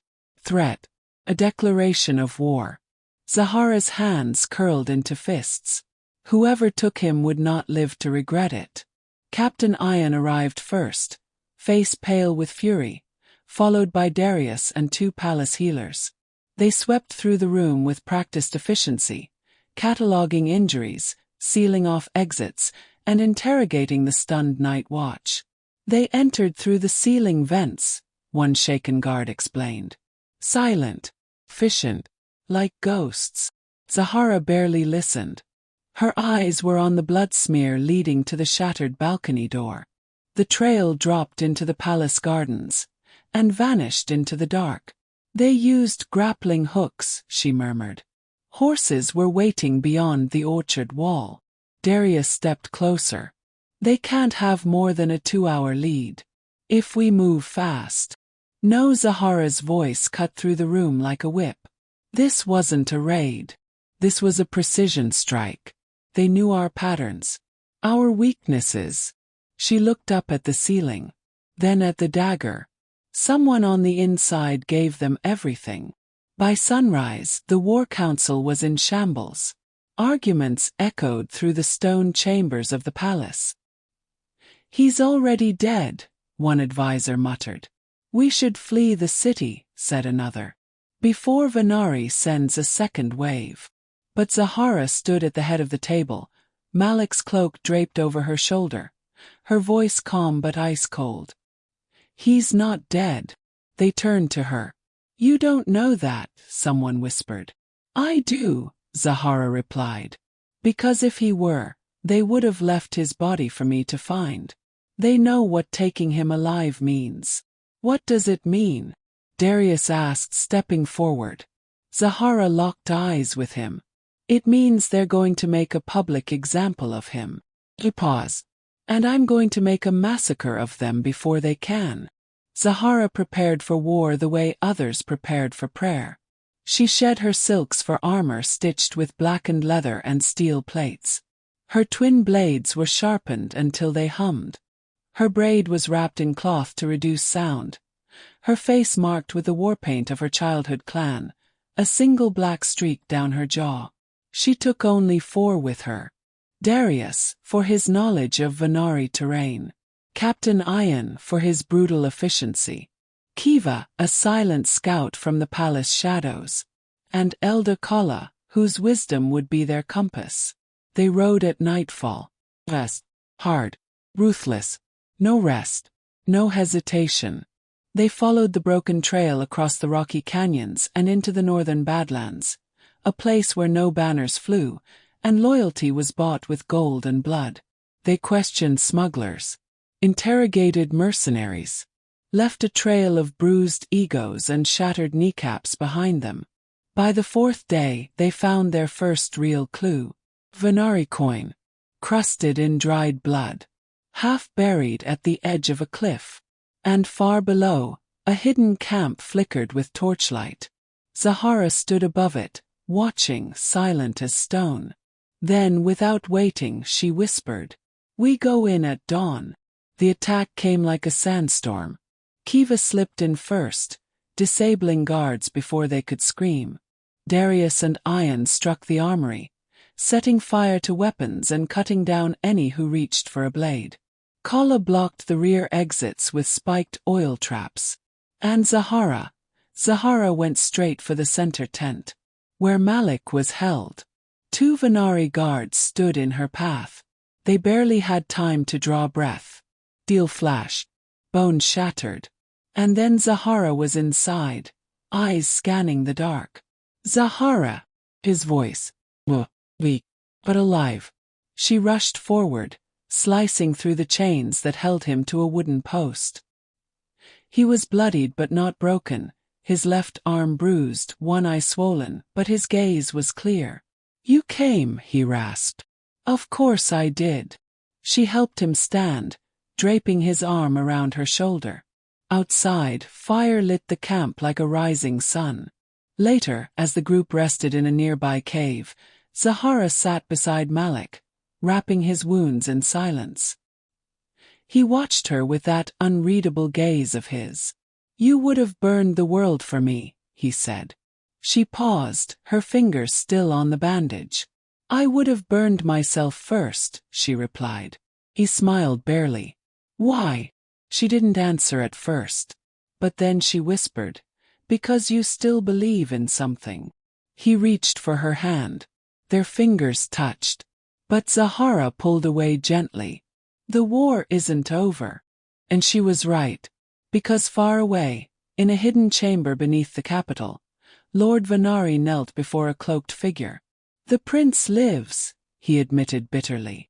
The figure didn't speak, only extended a sealed scroll, freshly inked. On it was a royal crest. Not Malik's, but from a kingdom far beyond the sea. One that bore the sigil of the stag. Prince Darius's house. Chapter 13. the stag's gambit. The cave was quiet in the hours before dawn. Malik slept in fitful waves, his breath shallow but steady, as Zahara stood guard at the entrance, her silhouette framed against the silver wash of moonlight. Every sense was tuned to danger. The rustle of wind, the shift of gravel, the distant echo of something not quite natural. Behind her Darius paced. He hadn't slept. "Any word from the palace?" she asked without looking at him. He shook his head. "Not yet. Kala's pigeon should have returned by now." Zahara frowned. Her fingers drummed against the hilt of her blade. Something felt off. Miles away, in the marble chamber beneath House Venari, Lord Venari stood before a table littered with maps and troop reports. Before him, the sealed scroll from the foreign envoy still bore a faint wax imprint. He cracked the seal and unrolled it. Inside was a brief message. Just 9 words. "Begin Phase 2. The stag has cast its vote." Venari smirked. "So the stag wants a war." Back in the desert, the group prepared for the ride home. Zahara remained uneasy. Malik was alive but weakened.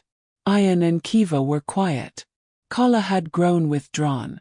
And Darius had started asking questions he never used to ask. "How much longer can Malik hold the people's loyalty?" he asked Zahara as they rode. "After the sabotage, the famine, the failed council? Perhaps we should consider stabilizing things another way." Zahara narrowed her eyes. "What do you mean by another way?" Darius smiled faintly. "Only that peace must come. One way or another." Zahara didn't answer. But a storm had already begun to gather in her chest. 2 days from the capital, the party entered Hollow Pass, a narrow canyon with sheer cliffs on either side. Zahara hated the place. Too easy to trap. Too easy to die in. And as if summoned by her dread, a war horn blasted from the heights. Arrows rained down. Shields went up. Zahara shoved Malik from his saddle just in time, rolling over him as steel thudded into the earth around them. "Ambush!" Captain Ayan roared. Venari's mercenaries poured down from the cliffs like black insects.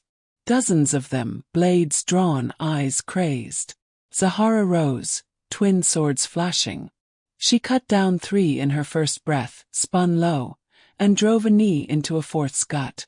Beside her, Ayan covered Malik, fending off 2 attackers at once. But something was wrong. The way the ambush was timed. The coordination. The precision. This wasn't Venari's work. This was someone else. Someone who knew them. Someone who had ridden with them. Her eyes flew to Darius. He was gone. The fighting ended in a blood-slick blur. Bodies lay strewn across the pass. Kiva was wounded. Kala unconscious. Ayan stood barely breathing, leaning on a cracked shield. Malik still alive but barely. And Darius had vanished with 3 of their horses and Zahara's royal map. Betrayal. Real. Final. Unmistakable. She had trusted him. Despite her instincts. Despite the way her heart had stirred when he looked at her too long. Despite the charm, the flirtation, the warmth he offered like a dagger wrapped in silk. He had never been there for Malik. He had been here for the throne. They made it back to the capital bloodied, burned but defiant. The people rushed to the palace gates when they saw Malik's torn banner rise again. Nobles emerged from their mansions. Priests cried prayers. Children tossed petals from rooftops. The prince had returned from death.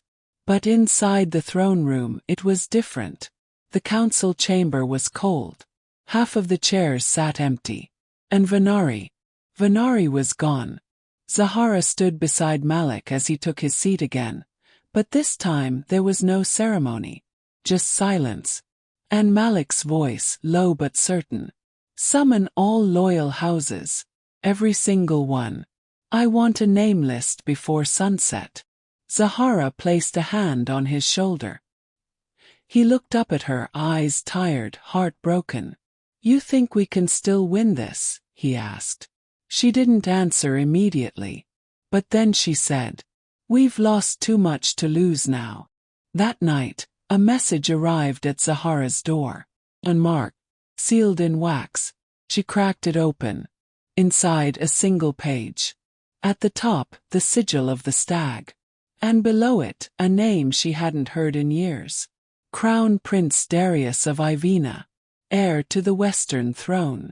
The message read, "You've chosen the wrong prince to protect.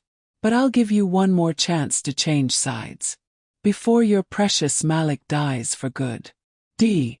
Zahara stared at the letter until the candle burned out. Then she reached for her sword. And began preparing for the war to come. Chapter 14. Blade of the Betrayed. The sword Zahara sharpened that night was not for defense. It was not for honor. It was not for Malik. It was for Darius. She had trusted him. Let him walk beside her. Sleep near her. Speak words wrapped in silk and smoke. And now his betrayal burned under her skin like a slow poison. He wasn't just a prince from another land. He was heir to the Ivenan throne, the oldest rival of Malik's bloodline. And he had hidden that truth beneath false smiles and half-confessions, waiting for the moment she would lower her blade. Now she would raise it higher than ever. The sky over the capital was red at dawn, as if the heavens knew war had crept into the bones of the kingdom. Zahara stood before the war table, Malik seated beside her. His wounds still healing, but his resolve newly forged. "We underestimated him," he said, voice grave. "He didn't come to visit us. He came to study us. Darius knew where we'd be weak," Zahara added. "And when Captain Ian laid out maps of the southern border, scouts saw a Ivenan banner flying over the ruins of Fort Sakar. That's 2 days' ride." Zahara studied the path with cold intensity. "I'll go." Malik's jaw tensed. "You shouldn't go alone." She turned to him, voice like drawn steel. "He betrayed me. I'll end it." There was no argument after that. Zahara left at midday, cloaked in a black riding coat, her twin swords at her back, and the dagger Malik had gifted her tied at her thigh. No caravan, no guards, just one horse and a vengeance that rode with her like a second soul. The journey across the southern basin was brutal. Dry winds peeled skin from her cheeks. Sandstorms clawed at her eyes. But she moved like a predator across the dunes, stopping only to water the horse and whisper names of the dead beneath her breath. Helen, her clan sisters, the guards in Malik's chambers, and every innocent caught in Darius's storm.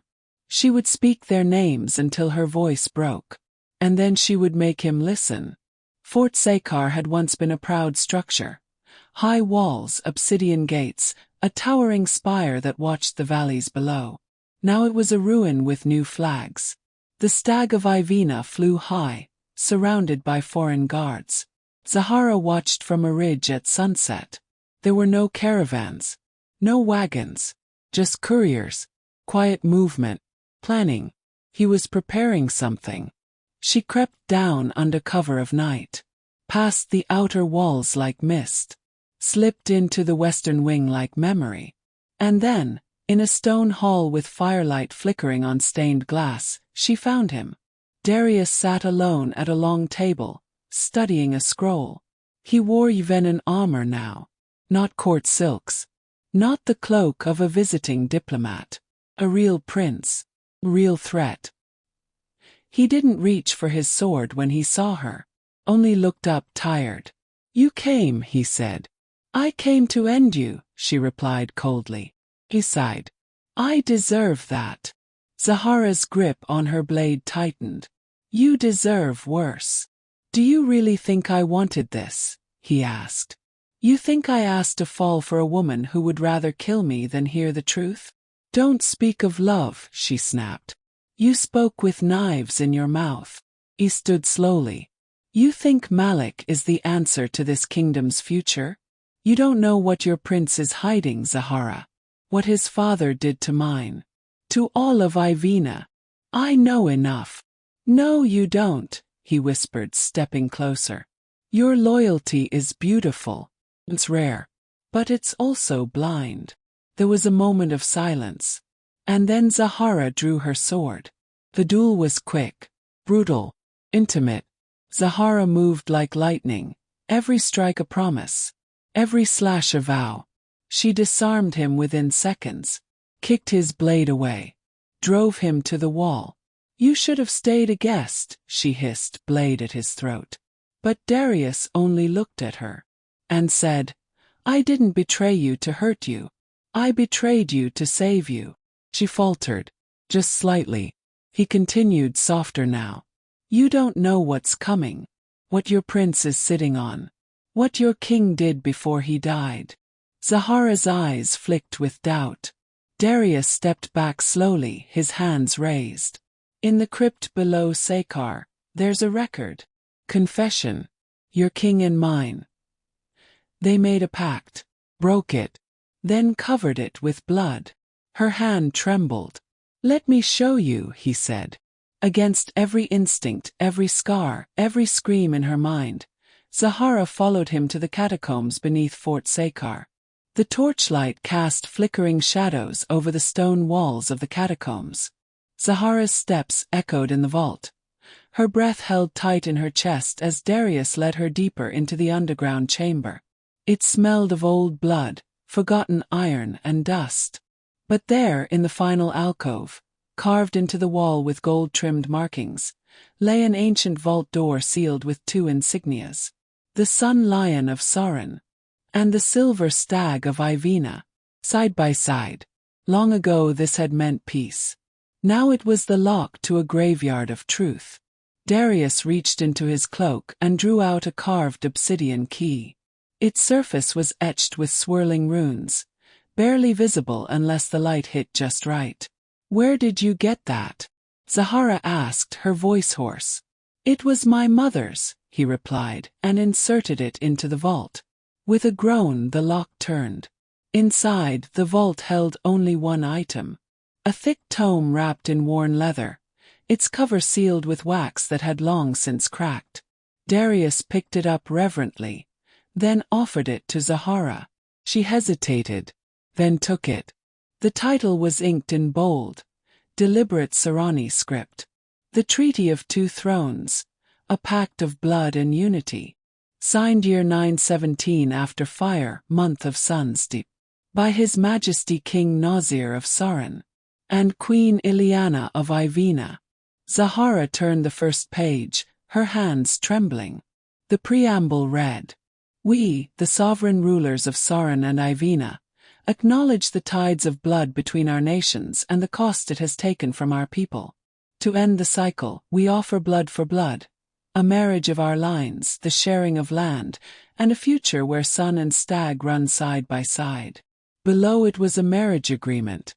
Prince Nasir, then heir to the Sahrani throne, was to marry Queen Ileana's youngest sister, Alira, uniting the royal lines and sealing a permanent truce between the two realms. In return, Ivina would cede the mineral-rich region of Phelan Ridge, a borderland historically disputed, to joint ownership, with equal shares of trade revenue going to both kingdoms. Sahran would gain access to its forges. Ivina would gain fertile riverbanks and safe southern ports.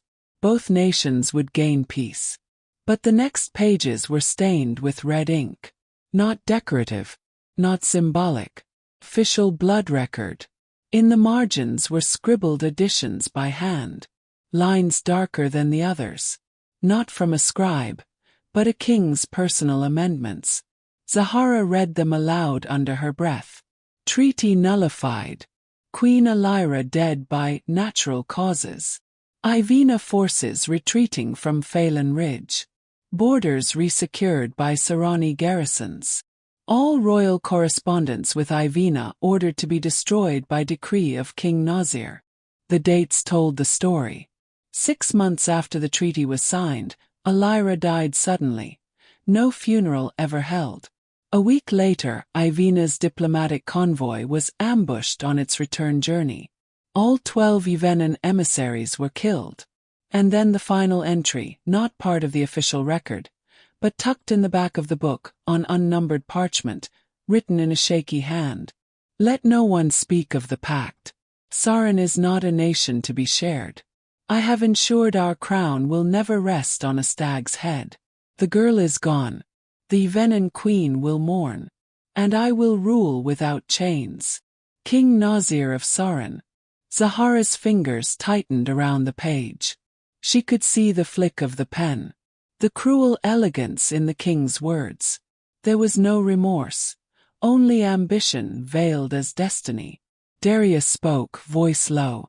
My mother, Queen Ileana, was pregnant with my brother when the news reached us. Alira, her sister, murdered in her sleep. Our peace was stolen in the night. Our hopes shattered.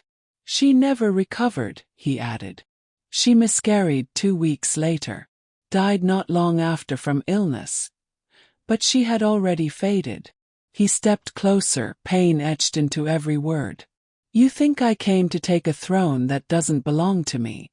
But Zahara, it was always mine. Your king broke the pact. Stole my family's future. Burned it so you would never know. Zahara stepped back from the table. The book pressed to her chest like a weight made of iron and grief. The woman she had been, the girl trained to protect, to kill, to obey, screamed for her to walk away. But the part of her that had seen friends die in border wars, that had buried the innocent, that had watched Malik rise with good intentions and still bear his father's crown, that part whispered, "What if you've been guarding the wrong legacy?" Her eyes met Darius's. "Why show me this?" she asked. "Why now?" "Because I want peace," he said. "Real peace. But it can't come through lies. Has to start with truth. And someone willing to draw a sword not for a crown, but for justice." That night Zahara did not sleep. She sat outside Fort Sakar, watching the moon trace its slow arc over the silent desert. At dawn, she mounted her horse. She carried with her 3 things: the treaty, the dagger of her station, and the war burning inside her. She did not know what she would say to Malik, only that she owed him the truth, even if it broke him, even if it broke her. Chapter 15, Shadows in the Throne Room. The gates of the royal capital loomed in the distance like the edge of a storm. Zahara rode hard and fast, wind slicing against her cheeks, her cloak billowing behind her like a black banner of war. The desert dust clung to her armor. Her eyes were hollow with sleeplessness, but her hands held tight to the worn leather of the treaty scroll, now wrapped and sealed. The truth felt heavier than steel, and it sat beside her like a ghost. She passed through the outer walls with no ceremony. The guards parted without question. They had seen the fire in her eyes before, but never like this. Whispers followed her. She returned alone. Again. Blood on her boots. Again. But something's different this time. Something had changed. Zahara found Malik in the high balcony chamber overlooking the city. He sat alone in his council chair. Not the throne, never the throne, hands steepled, face taut.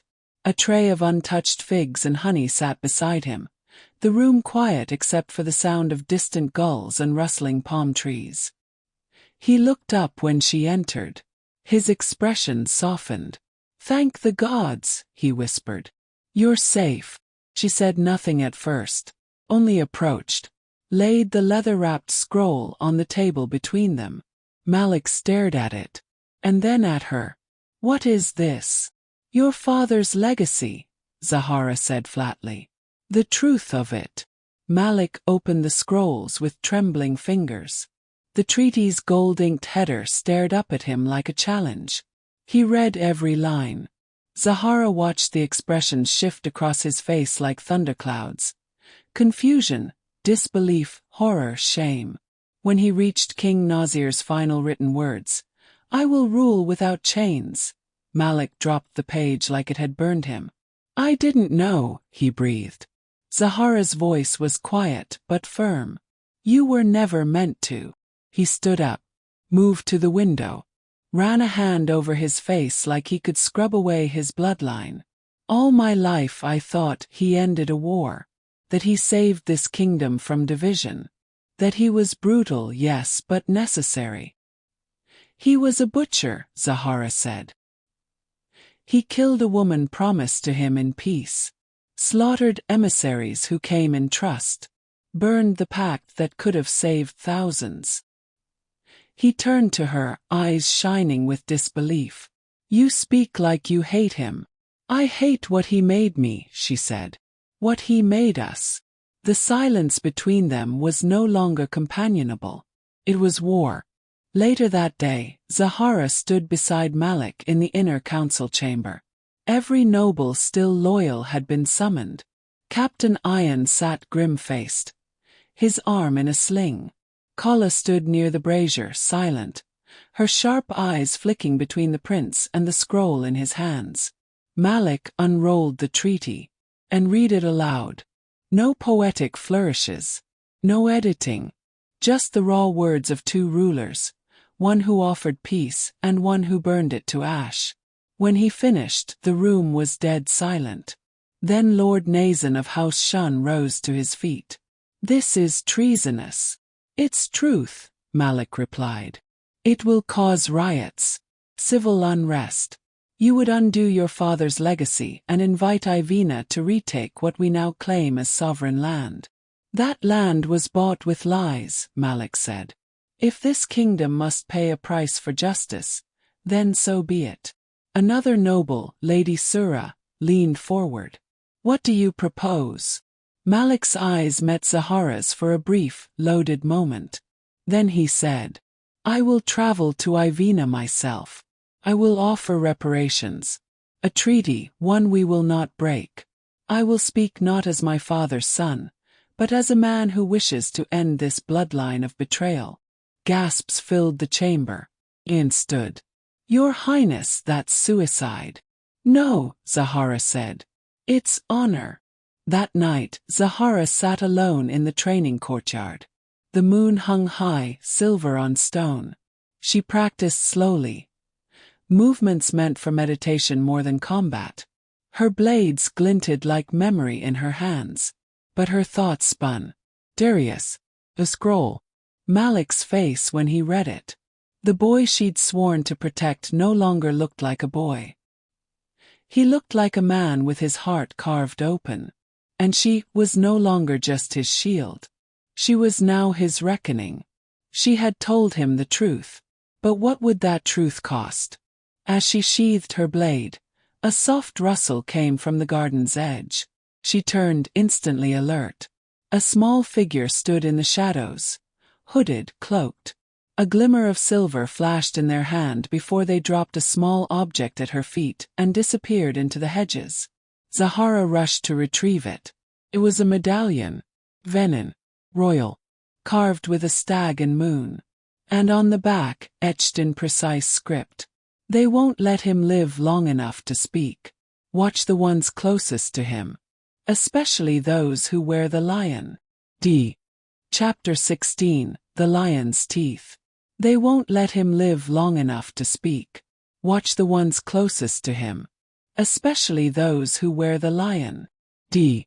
The warning haunted Zahara like the howl of wolves just beyond the firelight. She turned the medallion over in her hand again, watching the stag catch the glint of torchlight. It had come from Darius. She knew it in her bones. He'd risked everything to deliver that message. And now she had to decide what to do with it. In Sahran, the lion crest was sacred. Only the king's inner guard, the royal bloodline, and certain council-appointed nobility had the right to wear it. The golden lion, carved into rings, embroidered into robes, branded onto armor, was more than a symbol. It was a warning. Touch those who wear it, and you touch the throne. Zahara had touched the throne once before. She'd bled for it. Now she would bleed to protect it. The next morning, Malik summoned Zahara to the Garden of Pomegranates, a quiet place where his mother once walked. The fruit trees twisted with age, and the air smelled of sun-warmed stone and sweet sap. He sat on a low marble bench, gazing at a map stretched across a table of carved ivory. "I've sent a letter to Ivina," he said. "To Darius. If he's truly willing to talk, I will meet him." "Where?" Zahara asked. "Neutral ground. The ruins of El-Lager. The old fortress between our nations, where the war first began." She looked at him for a long time. "You're sure?" "No," he smiled faintly. "But when has that ever stopped me?" Then his expression hardened. "I need you at my side, Zahara. You always have me." "No," he said quietly. "I mean more than your sword. I need your eyes, your judgment. I trust you more than anyone in this court." That was the moment Zahara realized. He wasn't asking her to be his bodyguard anymore. He was asking her to be his shield against betrayal. That night, Zahara began to watch the court more closely. She noted who wore the lion: Lord Nazan of House Shun, Lady Asmara of Vol, General Ishran, commander of the Northern Guard, even Ayan, her old mentor and comrade in arms. They were powerful, well-bred, loyal to the throne, but not necessarily to Malik. In the shadows of council chambers, she caught whispers. "He means to hand our land back to the Venans. The prince is weak. We must preserve what King Nasir built. If he steps out of line, we'll remove him." Zahara knew how plots began. Not with shouts or swords, but with fear, with doubt, with small agreements spoken in candlelit corridors, and promises written in blood behind closed doors. In her quarters, Zahara laid out 3 things: the original treaty, a recent trade map of border activity, and a list of names bearing the lion crest. Pattern began to form. Lady Asmara had recently purchased caravans near the Venan border, discreet and far too many for textiles. General Ishran had repositioned his soldiers to protect the roads, yet every movement gave him control of routes between the capital and El-Lager, where Malik was soon to travel. Ayan. Zahara's throat tightened. Ayan had been Malik's personal war strategist since the king's death. He was the one who had taught Zahara how to kill. He had scars on his arms from battles fought in the prince's name. And now he was meeting with Nazan after midnight, in the West Tower, a place no longer used for official council meetings. Zahara dressed in silence, black leather wrapping around her arms like armor. She tied back her braids, and slipped into the night. She moved through the palace like a shadow, every step trained to avoid the groaning of the old floors. Outside the West Tower, she crouched beneath the latticed windows. Just beneath the candlelight, she heard 3 voices: Nazan, Asmara, and Ayan. "The boy will ride for El-Lager in 3 days, said Nazan. "Our agents are ready." "Do not underestimate Zahara," said Asmara.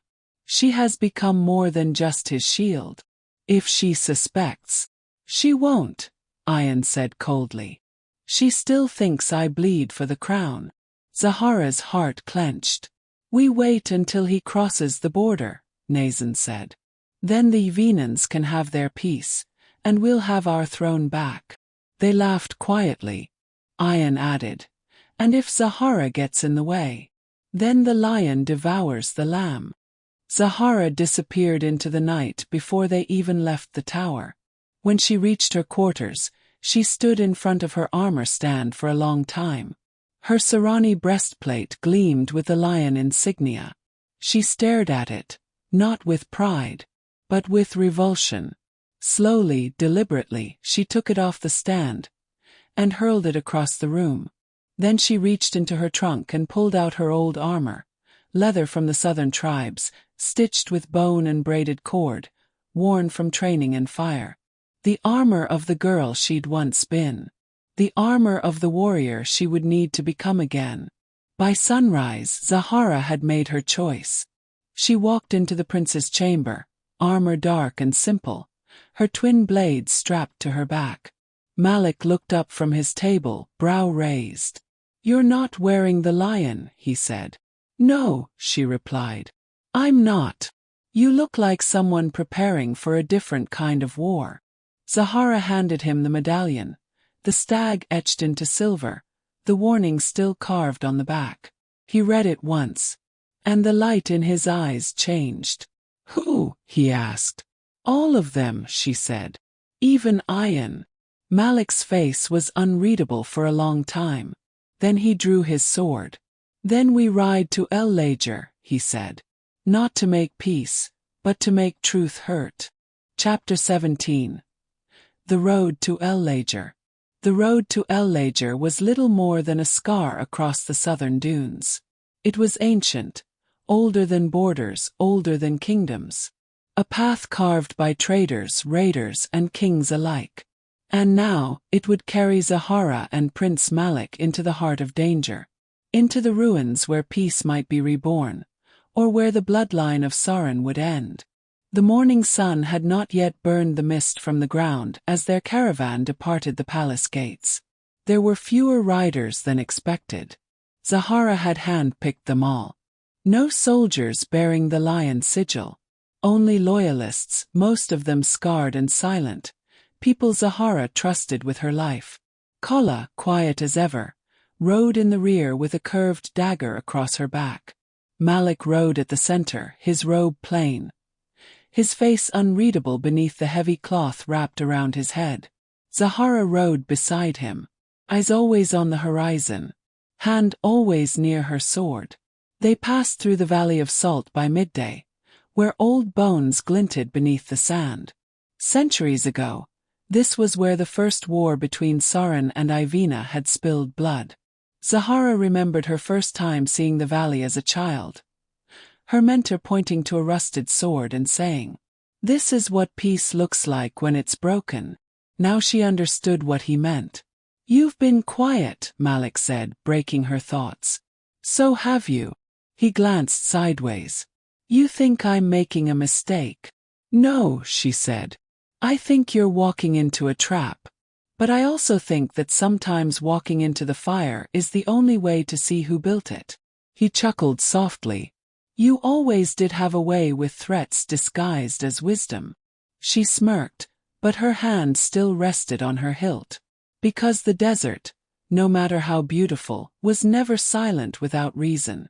On the third day, they crested a ridge of broken shale and saw it. Lager.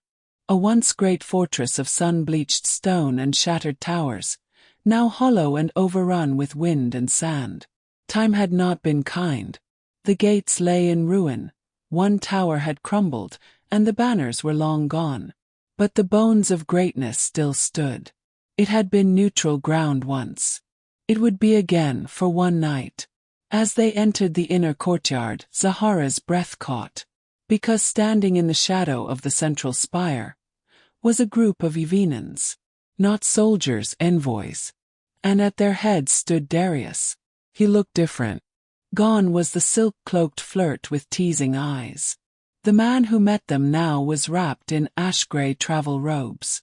His shoulders were broader, his eyes colder. He bore no crown, but he moved like a ruler. Zahara's hand tensed near her blade. Malik's did too. Darius bowed, slow and deliberate. "Prince Malik," he said. "Bodyguard." "Prince Darius," Malik replied. "What's left of your charm?" "I traded it for survival," Darius said, then turned to Zahara. "And I see your blade is still aimed at me." "Consistency. I respect it." She said nothing. Not yet. Not until she understood why he had truly come. Inside the central hall, a cracked marble table had been cleared of rubble. Candles flickered in brass bowls. Old frescoes, once bright with images of stars and lions, now peeled like wounded skin along the walls.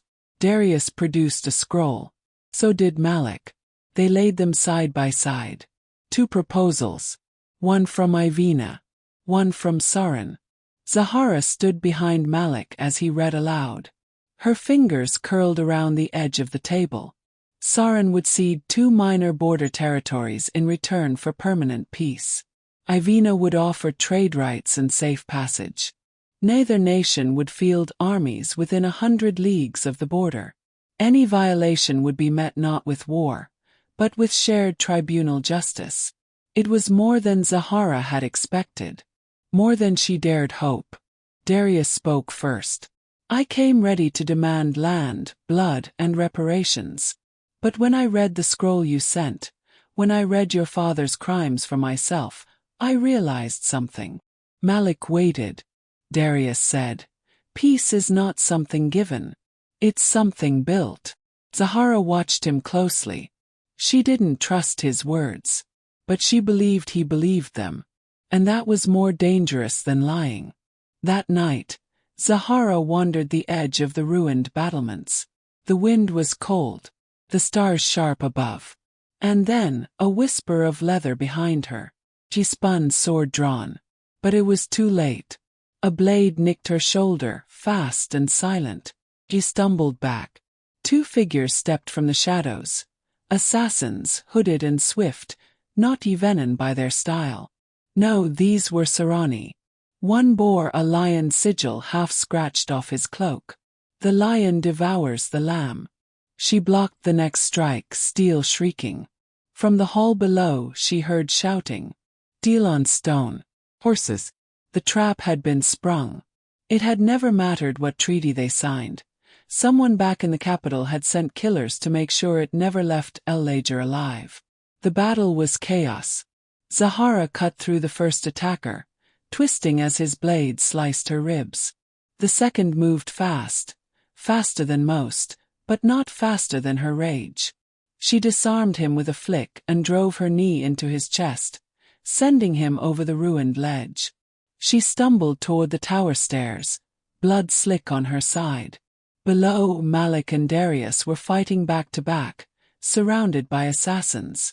A Sarani traitor lunged at Darius, and Malik blocked the blow, then turned and struck the man down. Zahara reached them, panting. Not Yvenin, she growled. Malik nodded grimly. Ours. By dawn the battle was over. 9 dead. 2 captured. All Sarani. Among them was a page who bore Ayan's seal. Zahara held the scroll Malik retrieved from his corpse. It read, eliminate the prince. Blame the Yvenins. The lion reclaims the crown. The sand stained red beneath her feet. Malik stood silent beside Darius, who looked at him, blood on his cheek, and said, still want peace. Malik stared at the rising sun. Then said, yes, but now I want justice more. Chapter 18. Return of the Lion. The wind had changed. It blew colder now, heavier, carrying the scent of blood and betrayal all the way back to the capital. Sahran's golden spires shimmered in the morning haze as Zahara and Malik approached on horseback, their caravan smaller than when it had departed. Behind them, 2 surviving traitors rode in chains. Ahead, beyond the gates, Ayan waited. Zahara's fingers tapped the hilt of her blade. She had known hunger, war, and loss. But nothing tasted so bitter as betrayal from someone she once called mentor. And nothing would stop her from dragging his secrets into the light. As they rode through the palace gates, the courtyard stilled. Servants froze. Guards looked away. Nobles whispered behind silken sleeves. Malik dismounted. His robes travel-worn and stained with desert dust. Zahara followed, her armor marked with dried blood and the symbol of the lion scratched across her breastplate. Deliberate scar. She met the gaze of the high guard commander stationed at the doors, a man once loyal to Ayan, and held it. He stepped aside. Inside, the throne hall awaited. Ayan stood at the top of the marble steps, flanked by nobles and advisors, every inch the regal war strategist. He looked down at them with the calm of a man certain of his hold on the court. Zahara thought of the note they'd found on the assassin. Eliminate the prince. Blame the Yvenins. The lion reclaims the crown. She was here to make sure the lion lost its teeth. Prince Malik's voice rang across the hall. Lion of the Golden Spire, I bring formal accusation. Treason against the crown. Attempted assassination of your prince. Collusion with nobles to overthrow the line of Nasir. Gasps echoed. Few stepped back. And did not flinch. Instead he gave a soft laugh. You rode into the desert chasing peace and returned with delusion. Malik held up the scroll retrieved from the assassin's body. Zahara stepped forward and tossed the blood-marked page at Ayan's feet. It bore his personal seal. Not a forgery. Not hearsay. Proof. The court stilled again, longer this time. Ayan's fingers twitched, then tightened behind his back. I trained you, he said to Zahara. Raised you from a feral girl into a blade. And this is how you repay me. You trained me to follow orders, Zahara said. You never taught me what to do when those orders meant betraying a good man. She stepped up the marble steps. But you did teach me how to kill a traitor. Ayan's gaze darkened. You would draw steel against me in front of the court. I'd draw it in the heart of the palace, Zahara growled. I've waited for this. Malik raised a hand. Let him answer one question first. Then, why? Ayan looked not at the prince, but at the lion banner above the throne. Because your father was a conqueror, he said. And you are a dreamer. You would have handed the crown to Darius the moment he showed you a smile. You think I want peace because I'm weak. I think you forgot the world your father fought to control. Silence. Then Malik said quietly. No. I remember exactly what kind of world he built. That's why I want to change it. Zahara threw off her cloak. And did the same. Two blades hissed from their scabbards. He lunged first, fast as he had always been. His style was precision and force, the brute efficiency of a war master. But Zahara had learned to fight like water, like shadow and bone. Steel clashed against steel. Sparks flew beneath the throne room's vaulted dome. He struck high, she ducked. He spun, she slipped beneath and cut across his ribs. Blood welled. You always held back, he growled. Not anymore, she said. He roared, rushing her. Their swords locked. Zahara twisted, dropped, and swept his leg, sending him crashing to the floor. She disarmed him with a flick and placed the edge of her blade to his throat. You taught me everything I know, she whispered. But you forgot one thing. What? Loyalty doesn't mean silence. She stepped back. And let Malik speak the final words. Lion of Sahran. For betrayal against the crown and the blood of your king, you are hereby stripped of rank and sentenced to exile. The room thundered with shock. But no one protested. Because they had all seen the truth written in blood. By sunset, Ayan was gone. The conspirators who backed him, Nazan, Asmara, and the others, were arrested or vanished into the wind. The lion crest still hung above the court, but it had lost its fangs. Zahara stood at the prince's side as he addressed the people. He didn't speak of revenge. He spoke of vision, of peace, trade, and a new era, where the sword was not the only law.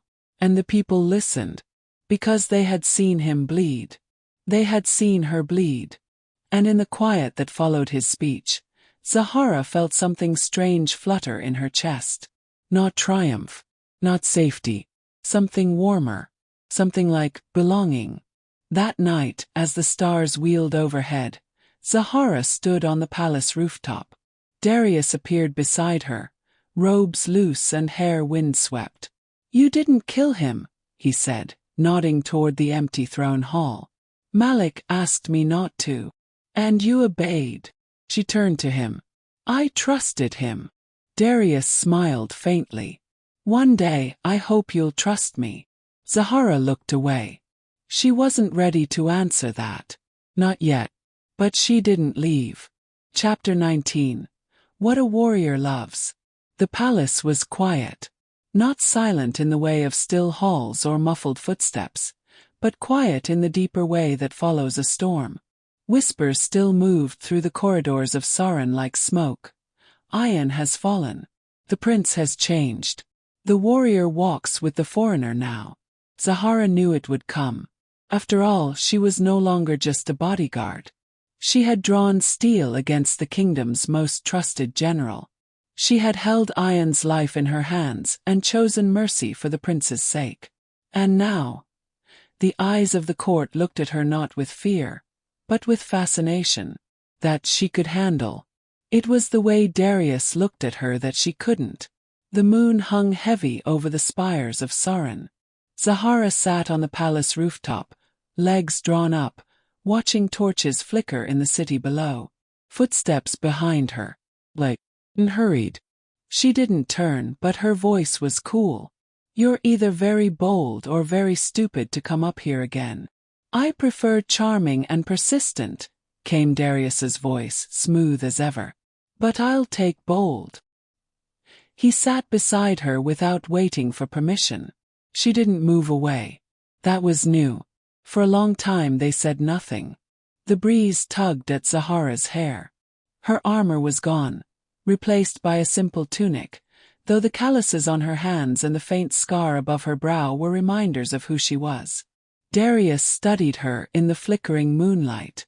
You were magnificent, he said finally. In El Lager. In the throne room. You fight like a story someone forgot to write down. She huffed softly. And yet you live to talk about it. He leaned back on his hands. You think I'm just a soft prince with a silver tongue, don't you? Zahara's voice was flat. I think you've lived a life where no one told you no. I think you smiled to disarm people. I think you came to Sahran to look for trade. And stayed because you found something more interesting. He nodded, almost impressed. And I think you carry your sword like it's your only name. That made her still. Darius's tone softened. You think I flirt because I want something from you. Don't you? No, he said. I flirt because that's the only way I know how to speak when something scares me. Zahara turned her head sharply. You scare me, he said. Not because you could kill me. I die fast. But because you're the first person I've met who makes me question who I am. And who I want to be. Zahara's jaw clenched. I am not soft, she said. I don't need saving. I don't need a prince. I never thought you did. Then what do you want? He looked at her, not smiling now. Voice steady. To see what's behind the shield you've held up so long you've forgotten there's a heart underneath. Zahara rose to her feet, stepping back toward the edge of the rooftop. She looked out over the city. Her voice was quiet now. You don't know what it's like to grow up knowing you were born to kill. To be trained to survive, not to feel. My name is whispered in war camps. In border towns. In prison cells. I've lived in silence, fought for a prince I couldn't cry for, and bled for a kingdom that still flinches when I walk past. Darius stood behind her, but didn't touch her. Didn't speak. Just listened. I don't know how to be anything else, she said finally. A long silence. You don't have to stop being a warrior, Darius said. But maybe. It's time you remembered that warriors can love too. Even if it terrifies them. She turned at last. Looked at him, really looked. Not at the prince. Not at the diplomat. At the man who had stood beside her in battle and never looked away from her scars. And for a moment, just one, she allowed herself to imagine it. A life not ruled by steel. A life not spent waiting for the next command. A life where someone saw her and didn't flinch. She stepped forward. Slowly. Close enough that she could see the way his breath hitched. And she said, If you kiss me, you better not run afterward. Darius smiled. Not his usual smirk, but something gentler. Warmer.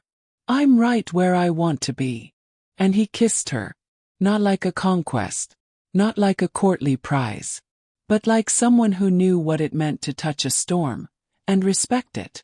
They parted after a long while. Zahara didn't promise anything. She was still a blade. Still the prince's protector. Still sworn to a kingdom learning how to heal.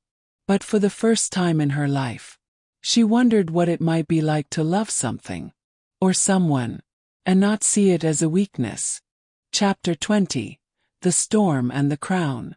The palace of Sahran was no longer the place Zahara had once prowled like a caged lion. Gone were the veiled whispers of doubt behind every silk curtain, the glances of fear as she passed in armor and silence.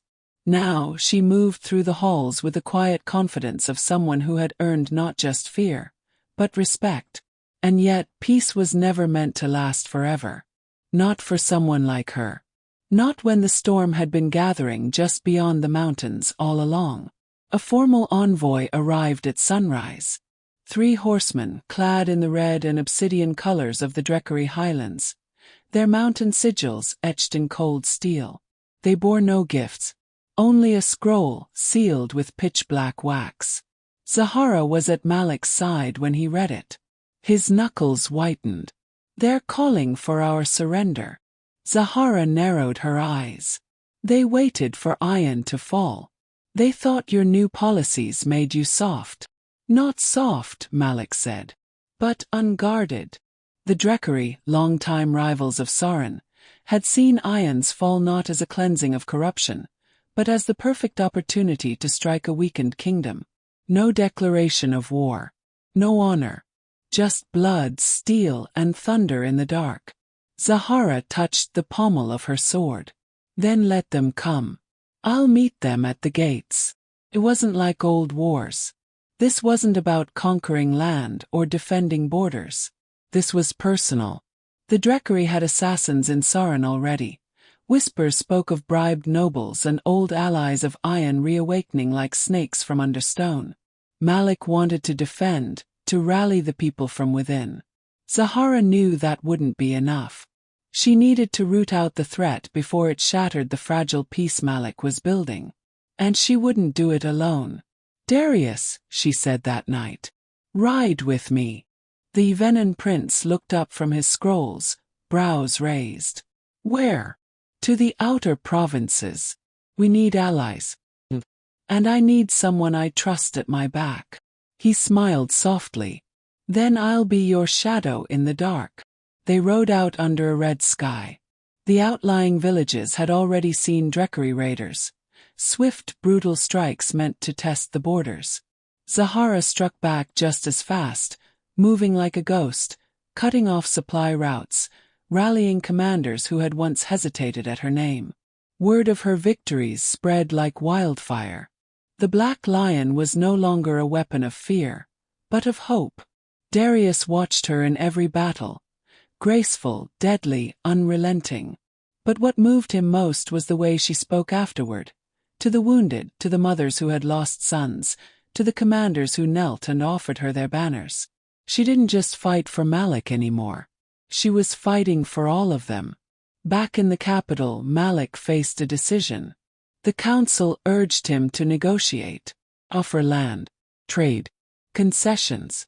But Malik stood before them, wearing not his ceremonial robes, but plain battle leathers, Zahara's old training style draped across one shoulder.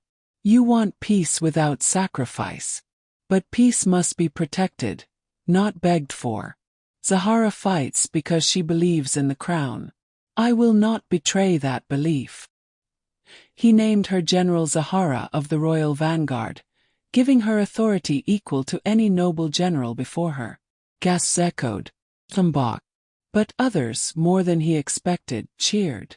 The Dreckery struck harder and closer than expected, a bold move just outside the capital walls. Zahara returned, sword dripping, eyes dark. "They'll be here by morning." Malik nodded. "Then we stand tonight." Darius appeared beside them, dressed not in his royal colors but in Sahran black. "Let me fight beside you. Not as a prince. As someone who would rather die beside you than live watching you from afar." Zahara didn't speak. She simply handed him a blade. The final battle wasn't fought in the distant fields. It was fought at the gates of the capital, beneath storm-filled skies, lightning flashing like the gods were watching. Zahara led the charge. Not from behind, but at the front, a whirlwind of fury and grace. Malik held the center, rallying troops. Darius fought at her side, wounded once, and when Zahara saw it, something snapped in her chest. Not fear. Not panic. Love. And with that realization, she fought like a storm reborn. By dawn, the Dreckery fell back. Routed, broken. The field was slick with blood and ash, but Sahran stood. And Zahara, sword planted in the earth, looked toward the rising sun and felt something shift in her bones. She wasn't just a weapon anymore. She wasn't someone's shadow. She wasn't a ghost of vengeance or a tool of war. She was Zahara, warrior, protector, and something more. Weeks later, as Sahran rebuilt and smoke lifted from the hills, Malik approached her in the inner garden. "I'll always need you at my side," he said. "But you've earned the right to choose what you become." And then Darius approached.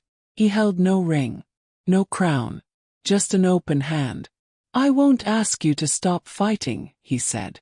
"But if you ever want something after the war, I'll be waiting." Zahara looked at them both. One offered her duty, the other devotion, and she chose herself. But she walked beside them both. Thank you for listening to Zahara's story. Like and subscribe for more stories.